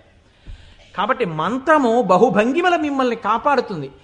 కానీ ఆ మంత్రమునందు బీజాక్షరములు ఉంటాయి. అది ఉపదేశం తీసుకున్న తర్వాత ఆ ధ్యాన శ్లోకం అందులో ఉన్న బీజాక్షరాలు ఎలా ఉచ్చరించాలో తెలుసుకుని ఉచ్చరిస్తే దానివల్ల మీకు ప్రయోజనం కలుగుతుంది. ఇప్పుడు ఆ మంత్రము అమ్మవారి యొక్క సూక్ష్మ శరీరమై ఉంటే మంత్రములో ఏ భాగం అమ్మవారి కళ్ళు, ఏ భాగం ముక్కు, ఏ అక్షరం నోరు, ఇది తెలుసుకుంటే ఓహ్ ఈ మంత్రం ఇంత గొప్పది కదా అని మీకు అర్థమవుతుంది. ఈ నామానికి ఉన్న గొప్పతనం ఏమిటో తెలుసా అండి? శ్రీమద్వాగ్భవ కూటైక స్వరూప ముఖ పంకజ. అమ్మవారికి షోడశి, అమ్మవారికి 15 అక్షరాలతో పంచదశి అని ఒక మహామంత్రం ఉంది. దాన్ని 15 బీజాక్షరముల యొక్క కూడిక. ఈ 15 బీజాక్షరముల కూడిక అయినటువంటి ఆ మంత్రంలో మొట్టమొదట ఉండేటటువంటి 5 అక్షరాలని కలిపి వాగ్భవకూటం అంటారు. వాగ్భవకూటం అంటే ముఖము అందులోకి వస్తుంది. ఈ ముఖమునందే కదండి నోరు ఉంటుంది, నోట్లోంచి వాక్కు వస్తుంది. వాక్కు మీ యొక్క స్థితికి నిదర్శనంగా ఉంటుంది. మీరు మాట్లాడితే మీ సంస్కారం తెలిసిపోతుంది. ఆ మాటల చేత మీ యొక్క సంస్కార బలం తెలుస్తుంది. మాటల వలన దూరం అయిపోతారు, మాటల వలన దగ్గరవుతారు. మాట చాలా జాగ్రత్తగా ఉండాలి. అనవసరపు మాటలు కానీ మాట్లాడారనుకోండి పెద్దల దగ్గర, అది ఎందుకు పనికొస్తుందంటే దూరం అయిపోవడానికి పనికొస్తుంది. పెద్దల దగ్గర ప్రీతికరమైన మాటలతో మీరు ప్రవర్తించారనుకోండి వారికి దగ్గరవడానికి పనికొస్తుంది. ఈశ్వరుడికి దగ్గరవడానికి ఏం కావాలి? భక్తి కావాలి. ఈ భక్తి దేని వలన వస్తుంది? భక్తి కలిగిన వాడి నోటిలోంచి వచ్చిన మాటలు వినడం వల్ల వస్తుంది. ఆయనకి భక్తి ఎక్కడి నుంచి వచ్చింది? ఈశ్వరానుగ్రహంగా వచ్చింది. ఆ ఈశ్వరానుగ్రహం ఎక్కడిది? మంత్రంలోంచి వచ్చింది. అమ్మవారి యొక్క ముఖమండలానుగ్రహం కలిగితే ఆ నోట్లోంచి వచ్చే మాటలన్నీ కూడా భగవద్భక్తితో కూడినవై మిమ్మల్ని కూడా భగవంతుడి పాదముల దగ్గరికి చేర్చేవై ఉంటాయి. ఆయన నోరు గోష్టమై ఉంటుంది. ఎందుకో తెలుసా అండి? నోరు పరమ ఎంగిలితో కూడినటువంటి స్వరూపం. ఇప్పుడు ఓ అరటిపండు నేను ఇలా చేత్తో పట్టుకొని మీతో మాట్లాడుతూ ఇలా ఈ చేతిలో కూడా పెట్టుకుని ఆ అరటిపండు మాట్లాడుతూ అలా జరిగిందా అండి అని నా తొడ మీద పెట్టుకుని ఈ అరటిపండు తీసుకెళ్ళి ఇలా మాట్లాడుతూ ఆశ్చర్యంగా నా మోకాల మీద పెట్టుకుని ఇప్పుడు ఈ అరటిపండు తీసుకుని మీ చేతిలో పెట్టాను అనుకోండి, ఆ గురువు గారు ఇచ్చారు అరటిపండు అని మీరు తినేస్తారు. ఈ అరటిపండు నేను ఇలా తొక్క విప్పి ఓ ముక్క కొరికాను, మీరు వచ్చారు. అలా నేను ఇవ్వనుకూడదు, మీరు అడగనుకూడదు. నేను ఇప్పుడు ఈ అరటిపండు మీకు ఇవ్వడానికి యోగ్యమైన రీతిలో ఉందా? ఈ చేతిలోంచి ఈ చేతిలోకి, ఈ చేతిలోంచి ఈ చేతిలోకి పట్టుకున్నట్టు ఉండదు. ఎందుకని? అది ఎంగిలైపోయింది. నోటిలోంచి వచ్చిన ఏదైనా ఎంగిలే. ప్రపంచంలో ఎంగిలి కానిది అంటూ ఉంటే ఏదో తెలుసా అండి? ఒక్కటే ఎంగిలి అవ్వదు, అన్నీ ఎంగిలే. లోకంలో ఎంగిలి కానిది లేదు. నీరు ఎంగిలి, ఎందుకో తెలుసా అంటే చేపలు తాగే. పువ్వులు ఎంగిలి, తుమ్మెదలు వాలి రుచి చూసేయి. మీరు ఏది ముట్టుకున్నా ఎంగిలే, ఎందుకో తెలుసా అండి? అయ్యో ఎవరు ముట్టుకోలేదండి, మా ఇంట్లో అన్నం వండాం కదండి అంటారేమో, అందుకే అమృతోపస్తర నమసి అమృతమస్తు, అది ఎంగిలి, అమృతం అవ్వాలంటున్నారు. ఎంగిలి ఎందుకైంది? తెచ్చినటువంటి బియ్యం కొట్లో ఉన్న బస్తాలో ముందు ఒక ఆయన కొనుక్కెళ్ళాడు. ఆయన కొనుక్కెళ్ళగా ఆయన అన్నం తినడానికి కొనుక్కెళ్ళిపోగా మిగిలిన బియ్యం భుక్త శేషం. ఎంగిలి, అన్నీ ఎంగిలే. ఎంగిలి కానిదంటూ ఉంటే లోకంలో ఒక్కటే ఉన్నది. ఏదది? ఆత్మ ఒక్కటే ఎంగిలి కాదు. ఎందుకని? ఆత్మ నోటి చేత చెప్పబడదు, నోటి వాక్కులతో చెప్పబడదు. కాబట్టి వాక్కుల చేత చెప్పక అనుభవమునకే అందుతుంది. కాబట్టి ఎంగిలి కానిది ఆత్మ ఒక్కటే. ఎంగిలి కాని ఆత్మకి దగ్గర కావాలంటే అమ్మవారి అనుగ్రహాన్ని పొందిన వాడి నోట్లోంచి వచ్చిన వాక్కుల చేత ఎంగిలి కాని దానికి దగ్గర అవుతారు. ఇలాంటి శక్తి ఎక్కడి నుంచి వచ్చింది? అమ్మవారి మంత్రంలో మొట్టమొదటి 5 అక్షరాల్ని ఎవడు నియమంతో లోపల తిప్పుతాడో వాడికి అమ్మవారి యొక్క వాగ్భవకూటం, ఆ ముఖంలో ఉండే అనుగ్రహం వాడి ముఖంలోకి వస్తుంది. ఆ నోటిలో మాటలే వీడి నోట్లోంచి వస్తుంటాయి. అమ్మవారు మాట్లాడవలసి వస్తే వీడి నోట్లో కూర్చుని మాట్లాడుతుంది, వీడి నాలుక మీద నర్తిస్తుంది. అందుకని అమ్మవారే ఆ నోట్లో కూర్చుంది. గోవు పడుకున్న చోట పేడ వేసినా మూత్ర విసర్జన చేసినా గోశాల ఎంత పరమ పవిత్రమో ఆ నోరు అంత పవిత్రమో. ఆవుల్ని కట్టిన దొడ్డిని గోష్టం అంటారు. పరమాచార్య స్వామి వారు గాంధీ గారితో మాట్లాడవలసి వస్తే గోష్టంలో మాట్లాడారు, ఆవుల్ని కట్టిన చోట మాట్లాడారు. ఆవుల్ని కట్టిన చోట కూర్చుని సంధ్యావందనం చేస్తే అంత పవిత్రం. నేను గుంటూరు శారదాపీఠానికి వెడితే ఓసారి ఆవుల్ని కట్టిన చోటకి వెళ్ళి కూర్చుని గాయత్రి చేసుకున్నాను, అదే సంధ్యావందనం చేసుకున్నాను. ఆవుల్ని కట్టిన చోటు అంత గొప్పది. ఆవుల్ని కట్టిన చోటెంత గొప్పదో నిరంతరము భగవంతుడి గురించి మాట్లాడేటటువంటి నోరంత గొప్పది. అది ఆవులు పడుకున్న శాలకి భగవంతుడి గురించి చెప్పిన నోటికి అభేదం. అక్కడ గోవులు, ఇక్కడ వాక్కులు రెండు అక్కడ తిరుగుతుంటాయి. అక్కడ గోవులు తిరుగుతాయి, ఇక్కడ ఈశ్వర వాక్కులు తిరుగుతుంటాయి. ఇటువంటి శక్తి ఒక నోటికి ఎక్కడి నుంచి వస్తుంది? ఇటువంటి శక్తి ఆ ముఖానికి ఎక్కడి నుంచి వస్తుంది? కొన్ని వేల మంది ఆ ముఖమండలాన్ని చూడాలని ఎందుకు ఉవ్విళ్ళూరుతారు? ఆ ముఖానికి బాహ్య అందం కాదు, అది సౌందర్యోపాసనం చేసింది. అంటే ఎప్పుడు లోపల ఈశ్వర దర్శనం చేయడం వల్ల ఆ మాటలు చెప్పడంలో ఆనందం ఆయన ముఖంలో కాంతిగా ప్రసరిస్తుంటుంది. ఆయన స్థితి ఏమి? అమ్మవారి చేతి పక్కన కూర్చున్న చిలుక, దాని ముక్కెర్రగా ఉంటుంది. ఆ చెప్పడంలో ఆనందంలో రాగరంజితమైపోయి ఎర్రపడిపోయిన ముఖంతో ఆనందపడిపోతుంటాడు. అలా ఆనందపడిపోయిన వాడి యొక్క నోరు గోష్టమైనది. ఇంత పవిత్ర వాక్కులు కలిగినటువంటి నోరు ఎంత గొప్పదో అమ్మవారి యొక్క వాక్కులు ఆ నోట్లోకి వచ్చి బయటికి వస్తున్నాయి. పైకి కనపడకుండా అమ్మవారే ఆ నోట్లో కూర్చుని మాట్లాడుతోంది.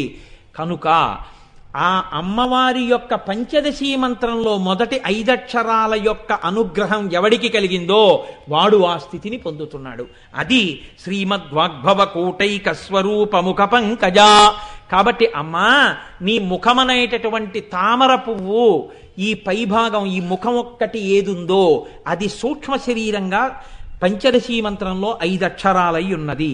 కంఠాధక్కటి పర్యంత మధ్యకూట స్వరూపిణి. కంఠం దగ్గర నుంచి కటి వరకు ఉండేటటువంటి భాగం ఏదుందో ఈ భాగం ఆ మిగిలిన 15 అక్షరాల్లో మొదట 5 అక్షరాలు పోను 6 అక్షరాలు అయి ఉంటాయి. 6 బీజాక్షరాలు, 15 బీజాక్షరములతో కూడా ఉంటాయి. నేను ఆ అక్షరములను చెప్పట్లేదు వాక్యంలో, 6 అక్షరములని చెప్తున్నాను అంతే. మొదటి 5 అక్షరములు, ఇప్పుడు 6 అక్షరములు. ఈ 6 అక్షరములు అమ్మవారి యొక్క కంఠాధ కటి పర్యంత మధ్యకూట స్వరూపిణి. ఈ మధ్యకూటం అంటారు. ముందు చెప్పినటువంటి కూటం కాది కూటం అంటారు. ఎందుకంటే ఆ 15 అక్షరాల్లో మొట్టమొదటి అక్షరం క అన్న దాంతో ప్రారంభం అవుతుంది కాబట్టి కాది కూటం అంటారు. ఇప్పుడు ఈ మిగిలిన 6 అక్షరాలు ఏమున్నాయో అది అమ్మవారికి కంఠం దగ్గర నుంచి నడుము వరకు ఉంటుంది. అందుకే దీన్ని పిలిచినప్పుడు కామరాజకూటము అని పిలుస్తారు. దీన్ని ఎవరు బాగా ఉపాసన చేస్తారో ఆ 6 అక్షరాల్ని అమ్మవారి యొక్క ఇక్కడి నుంచి ఇక్కడి వరకు ఉపాసన చేసినటువంటి కారణం చేత వాళ్ళు మోక్షకాములవుతారు. వాళ్ళు బాహ్యమైన కోరికలతో ఉండరు. ఎందుకు ఈశ్వరుడి పాదాలు పట్టుకున్నామంటే వాళ్ళకు ఒక్కటే కోరిక, భగవంతుడు భగవంతుడు భగవంతుడు. భగవంతుడి కోసం భగవంతుణ్ణి పట్టుకున్నవాడే తప్ప వేరు కోరికల కోసం భగవంతుణ్ణి పట్టుకున్నవాడు కాడు. అంటే ఇప్పుడు ఆయనకి ముఖమండలంతో పాటుగా కంఠం నుంచి నడుము వరకు కూడా అమ్మవారి అనుగ్రహం కలిగింది. అమ్మవారి అవయవములలో ఏ అవయవ అనుగ్రహం కలిగినా వాడంత ధన్యుడైతే ఆ పంచదశీ మంత్రంలో ఉన్న 11 అక్షరాల అనుగ్రహం కలిగిందని గుర్తేమి? పైన నేను చెప్పిన స్థితులను పొందుతాడు. కాబట్టి కంఠాధక్కటి పర్యంత మధ్యకూట స్వరూపిణి శక్తికూటైక తాపన్న కట్యదో భగదారిణి. ఆ మిగిలినటువంటి అక్షరాలు 4 ఉన్నాయి. 6 మొదటిది, 5 మధ్యలోది, 4 అక్షరాలు చివరివి, 15 పూర్తయిపోతాయి. ఈ 4 అక్షరాలు అమ్మవారి నడుం దగ్గర నుంచి పాదాల వరకు ఉంటుంది. ఈ భాగాన్ని దీన్ని శక్తి కూటమని పిలుస్తారు. ఈ మిగిలిన 4 అక్షరాల అనుగ్రహం ఎవరికి కలుగుతుందో వాడికి పుస్తకం యొక్క అవసరం లేకుండా అమ్మవారు సృజనాత్మక శక్తిని ఇస్తారు. సృజనాత్మక శక్తి అంటే ఏమిటో తెలుసా అండి? పరమాచార్య అని చూడాలి మీరు. పరమాచార్య ఒక శ్లోకానికి వ్యాఖ్యానం చెయ్యాలనుకోండి, అసుర సంధ్య వేళ అవుతోంది, ఆయన శ్రీశైలం వెళ్ళారు. ఒకసారి భక్తులందరూ మాట్లాడమన్నారు, ఆయన కూర్చున్నారు. సంధ్యారంభ విజృంభితం అలా ఉండిపోతారు కాసేపు. శృతిశిరస్థానాంతరాధిష్ఠితం సంధ్యా మాట్లాడడం మొదలు పెడతారు. అంతే. వేదాంగములను ఆ సంధ్యాకాలం అన్న దాంట్లోకి సమన్వయం చేస్తారు. చేస్తే అది వింటే చాలు, మీరు ఉద్ధరింపబడిపోతారు. అంతే. సృజనాత్మక శక్తి ఏ విషయంలోంచైనా ఎవ్వరూ ఊహించని రీతిలో భగవత్తత్వాన్ని ఆవిష్కరించగలిగినటువంటి అంతటి ప్రజ్ఞ ఎక్కడి నుంచి వస్తుంది? అది ఇన్ని పుస్తకాలు తెచ్చి పక్కనేసుకుని కూర్చుంటే అన్ని పుస్తకాలు చదివితే వచ్చింది కాదు. అన్ని పుస్తకాలు చదివితే వచ్చింది అయితే అది గుర్తు పెట్టుకోవడానికి వేడెక్కిపోవాలి బుర్ర. అది లోపలే అమ్మవారి అనుగ్రహం కదులుతుంటే నడుం దగ్గర నుంచి పాదాల వరకు ఉన్నటువంటి ఆ శక్తికూటం కదులుతుంటే ఒక్కొక్క నామం, ఒక్కొక్క శ్లోకం, ఒక్కొక్క విషయం చెప్తుంటే అనేకమైన విషయములు ప్రచోదనమైపోయి అవన్నీ వాక్కులుగా మారి బయటికి వస్తుంటాయి. ఈ స్థితి ఎక్కడి నుంచి వస్తుంది? ఈ సృజనాత్మక శక్తి. చిన్న విషయంలో అన్నిటినీ ఎలా చెప్పగలుగుతూ ఉంటారు?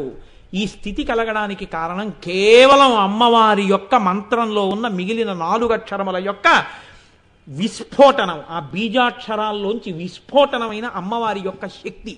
అది సృజనాత్మక శక్తిగా పైకి వస్తుంది.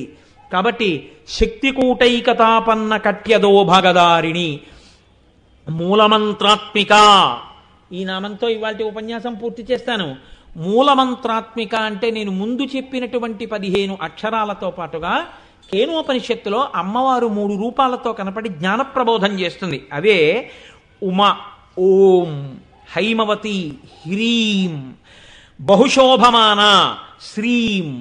ఈ 3 బీజాక్షరాల్ని తీసుకెళ్లి 28 అక్షరాలుగా మారేటట్టుగా ఆ 15 అక్షరాలకి తీసుకెళ్లి ఈ 3 అక్షరాల్ని కలిపితే ఈ 3 బీజాక్షరాల్ని ఎలా పెట్టాలో అలా పెట్టి ఉచ్చారణ స్వరంతో చేస్తుంటే అమ్మవారి యొక్క స్వరూపాన్ని పైనుంచి కిందకి, కింద నుంచి పైకి చూస్తూ తాదాత్మ్యతతో ఈ బీజాక్షరములను ఎవరు పలుకుతున్నారో, ఎవరు మంత్రోపాసన చేస్తున్నారో అటువంటి ఉపాసకునకు ఒక శక్తి సిద్ధిస్తుంది. తేజోరూపిణి అయి అమ్మవారి ఇక్కడ కదులుతుంది. కదిలి ఇక్కడ దర్శనం చేస్తుంటాడు ఆ కదలికల్ని. దాని చేత ఆయన పునీతుడైపోతుంటాడు, అమృతత్వాన్ని పొందుతుంటాడు. ఈ స్థితి కలగడమే మూలమంత్రాత్మిక. దాని చేత సమస్తమైనటువంటి పురుషార్థములను పొందుతాడు. ధర్మబద్ధమైన అర్ధకామములతో మోక్షం వైపుకి అడుగులు వేసి చిట్ట చివర మోక్ష సామ్రాజ్యాన్ని పొందుతాడు. ఈ స్థితి కలుగుతుంది. కాదు కాదు, అలాంటి ఉపాసన చేసిన వారికి అమ్మవారే వచ్చి లోపల కూర్చుని అమ్మవారి శరీరం వీరి శరీరంలోకి ప్రవేశిస్తుంది. ప్రవేశించినప్పుడు పైకి ఆయన కనపడతారు, లోపల అమ్మవారు నిండిపోతుంది. ఆయనలో నిండిపోతే ఏమైపోతుంది? ఆయన ఒంటికి ఉన్నవన్నీ అమ్మవారి ఒంటికి ఉన్నవే. ఆ స్థితిలో ఏమైపోతుందో తెలుసా అండి? ఒక చిత్రమైన శక్తి వస్తుంది. ఒకసారి చంద్రశేఖరేంద్ర సరస్వతి స్వామి వారి దగ్గరికి, పరమాచార్యుల వారి దగ్గరికి ఆయన్ని నమ్ముకున్న ఒక మహానుభావుడు వెళ్ళి, ఓ పల్లెటూరులో ఉన్నారు ఆయన. అమ్మకి నాన్నకి షష్ఠిపూర్తి సంకల్పం చేశామండి, అమ్మ ఇంటెన్సివ్ కేర్ యూనిట్లో ఉంది, బతకదని డాక్టర్లు చెప్పేశారు, మీ దగ్గరికి పరిగెత్తుకొచ్చాను, మీరు అనుగ్రహించాలన్నారు. ఆయన అనుగ్రహించాలనుకున్నారు. ఆయన కూర్చున్నారు, చీకటి పడిపోయింది. ఆయన వెంటనే ఒక అరిటాకు తీసుకురమ్మని ఆ అరిటాకు అక్కడ పెట్టి దాని మీద ఎక్కి నిలబడి 4 మాటలు గెంతారు. గెంతితే ఆయన ఒంటికి పెట్టుకున్నటువంటి విభూతి ధూళి ఆ అరిటాకు మీద పడింది. ఆయన దాన్ని ఓ పక్కకి తీసి అరిటాకులో పొట్లం కట్టి ఆయనకి ఇచ్చి, పట్టుకెళ్ళి మీ అమ్మ నోట్లో వెయ్యి అన్నారు. వెళ్ళడానికి మా అమ్మ ఎక్కడో చెన్నైలో ఇంటెన్సివ్ కేర్ యూనిట్లో ఉంది. ఆఖరి ఫ్లైట్ కూడా వెళ్ళిపోయింది చెన్నైకి. ఇక్కడి నుంచి నేను పట్టణానికి వెళ్ళి ఫ్లైట్ ఎక్కాలి. ఆయన అన్నారు, నువ్వు వెళ్ళదులే విమానం అన్నారు.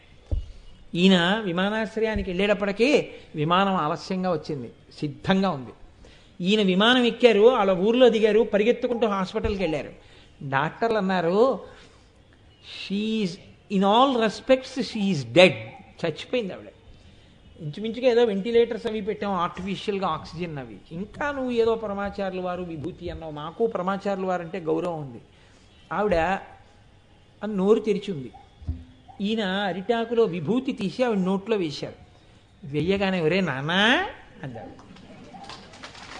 డాక్టర్లు కూడా తెల్లబోయారు. మీరు నమ్మండి నమ్మకపోండి, నేను పరమ సత్యం చెప్తున్నాను. అటువంటి మహాపురుషుడండి పరమాచార్య అంటే. ఆయన శరీరం కాదు, అమ్మవారు. నాకు అందుకే ఆయన వంక ఇలా చూస్తుంటే ఆయన కళ్ళు, ఆ చేతులు, ఒడిలిపోయినటువంటి ఆ చేతులు, ఆ విభూతి పుండ్రాలు, ఆయన ఇలా వంగిపోయిన ఆ చెయ్యి, కానీ ఆ కళ్ళల్లో తేజస్సు. మీరు ఒక్కసారి ఆ ముఖం వంకి ఇలా చూడండి, ఏదో పెద్ద అభయం. నీకేం నాన్న, నేనున్నాను కదా అన్నట్టుంటుంది. ఆయన మూర్తిని పట్టుకోవడం అంటే కామాక్షి అమ్మవారిని పట్టుకుని తీసుకురావడం. ఇంకొకటి కాదు, పరమాచార్యుల వారు ఒకటి, కామాక్షి అమ్మవారు ఒకటి కాదు, రెండు ఒకటే. కొంతమందికి దక్కింది ఆ అదృష్టం. ఇవాళ పరమాచార్యుల వారిని తీసుకుని వచ్చారంటే కామాక్షి అమ్మవారిని తీసుకొచ్చారు దేవాలయానికి. కాబట్టి అటువంటి వారు అమ్మవారిని అలా శరీరంలోకి ఆవాహన అయిపోయిన వారి ఒంటి విభూతి అమ్మవారి ఒంటి విభూతి. ఆ విభూతి బతికించగలదు. అది నాబోటిగాడు పెట్టుకున్న విభూతిగా శక్తి వస్తుందా అంటే ఆ విభూతి వల్ల నేను బతకాలి తప్ప. పరమాచార్య వంటి మహాపురుషులు అటువంటి స్థితిని పొందుతారు. అది ఆ మంత్రము యొక్క గొప్పతనము. ఆ మంత్రము ఆ స్థితికి తీసుకెళ్ళి ఆఖరికి ఆత్మదర్శనమే చేయిస్తుంది. ఆత్మదర్శనం అంటే ఆత్మానుభూతి ఎందు నిలబెట్టేస్తుంది. ఇంత గొప్ప స్థితికి తీసుకెళ్ళగలిగినది మంత్రమై ఉంటుంది. కానీ దీనికి ఎప్పుడూ ఒక పరిమితి ఉంటుంది. మీరు చాలా జాగ్రత్తగా గమనించండి. నేను కొన్ని నామాలు ఎందుకు సంపుటీకరణం చేసేస్తాను అన్నది మీకు అర్థమవుతుంది. నేను దీన్ని ఎంత వివరించినా మంత్ర వైభవం మీరు గుర్తుపెట్టుకుంటే మీకు పాపం రాదు. ఏమిటో తెలుసా అండి, మంత్రమును చిన్న చూపు చూసి మాట్లాడరాదు. మీరు గుళ్ళోకి వెళ్ళి అమ్మవారికి నమస్కారం చేసి మంత్రాలకి చింతకాయలు రాలుతాయా అన్నారు అనుకోండి, అమ్మవారి సూక్ష్మ శరీరమును నింద చేసినట్టు పాపం పడిపోతుంది ఖాతాలో. మంత్రమును కాని మంత్రాధిష్టాన దేవతలను కాని ఎప్పుడు నిరసించరాదు. ఎప్పుడో ఈశ్వరానుగ్రహం కలిగిందనుకోండి, గురువుగారు మంత్రం ఇస్తారు.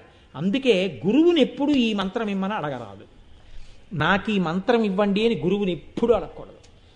ఏ మంత్రం ఇవ్వాలి గురువుగారి ఇష్టం. అది ఎలా ఉంటుంది అంటే వైద్యుడి దగ్గరికి రోగి వెళ్ళినట్టు ఉంటుంది. రోగి వైద్యుడి దగ్గరికి వెళ్ళి జబ్బు చెప్తాడు, వైద్యుడు మందు రాస్తాడు. ఈ మందు నాకు రాయండి అని రోగి అడగకూడదు కదా. గురువు కూడా మంత్రం ఇచ్చేటప్పుడు ఏ మంత్రం ఇవ్వచ్చో ఆలోచించిస్తాడు. ఆ మంత్రం మిమ్మల్ని ఉద్ధరిస్తుంది అంతే. కాబట్టి అంత గొప్పది మంత్రం. ఆ మంత్రములలో చాలా గొప్పదైనటువంటిది పంచదశి మంత్రం. ఆ పంచదశి మంత్రం యొక్క భాగములే అమ్మవారి యొక్క సూక్ష్మ శరీరం. దానికున్న ఈ 3 అక్షరములు ఏవైతే ఉన్నాయో ఆ 3 బీజాక్షరములను కలిపినప్పుడు అది ఆత్మస్వరూపమై ఉంటుంది. అమ్మవారి యొక్క కదలికలను కూడా దర్శనం చేయగలుగుతాడు. అంతటి సర్వోత్కృష్టమైన స్థితికి తీసుకెళ్లగలిగినదై ఆ మంత్రం ఉంటుందని వసిన్యాది దేవతలు అమ్మవారి ముందు చేసిన స్తోత్రంలో ఉన్నటువంటి నామములు ఆ నామములు. కాబట్టి ఇవాళ మీరు కొంత విన్నారు. రేపటి రోజున మళ్ళీ అమ్మ పలికించినటువంటి విషయాల్ని మీ ముందు విజ్ఞాపన చేస్తాను.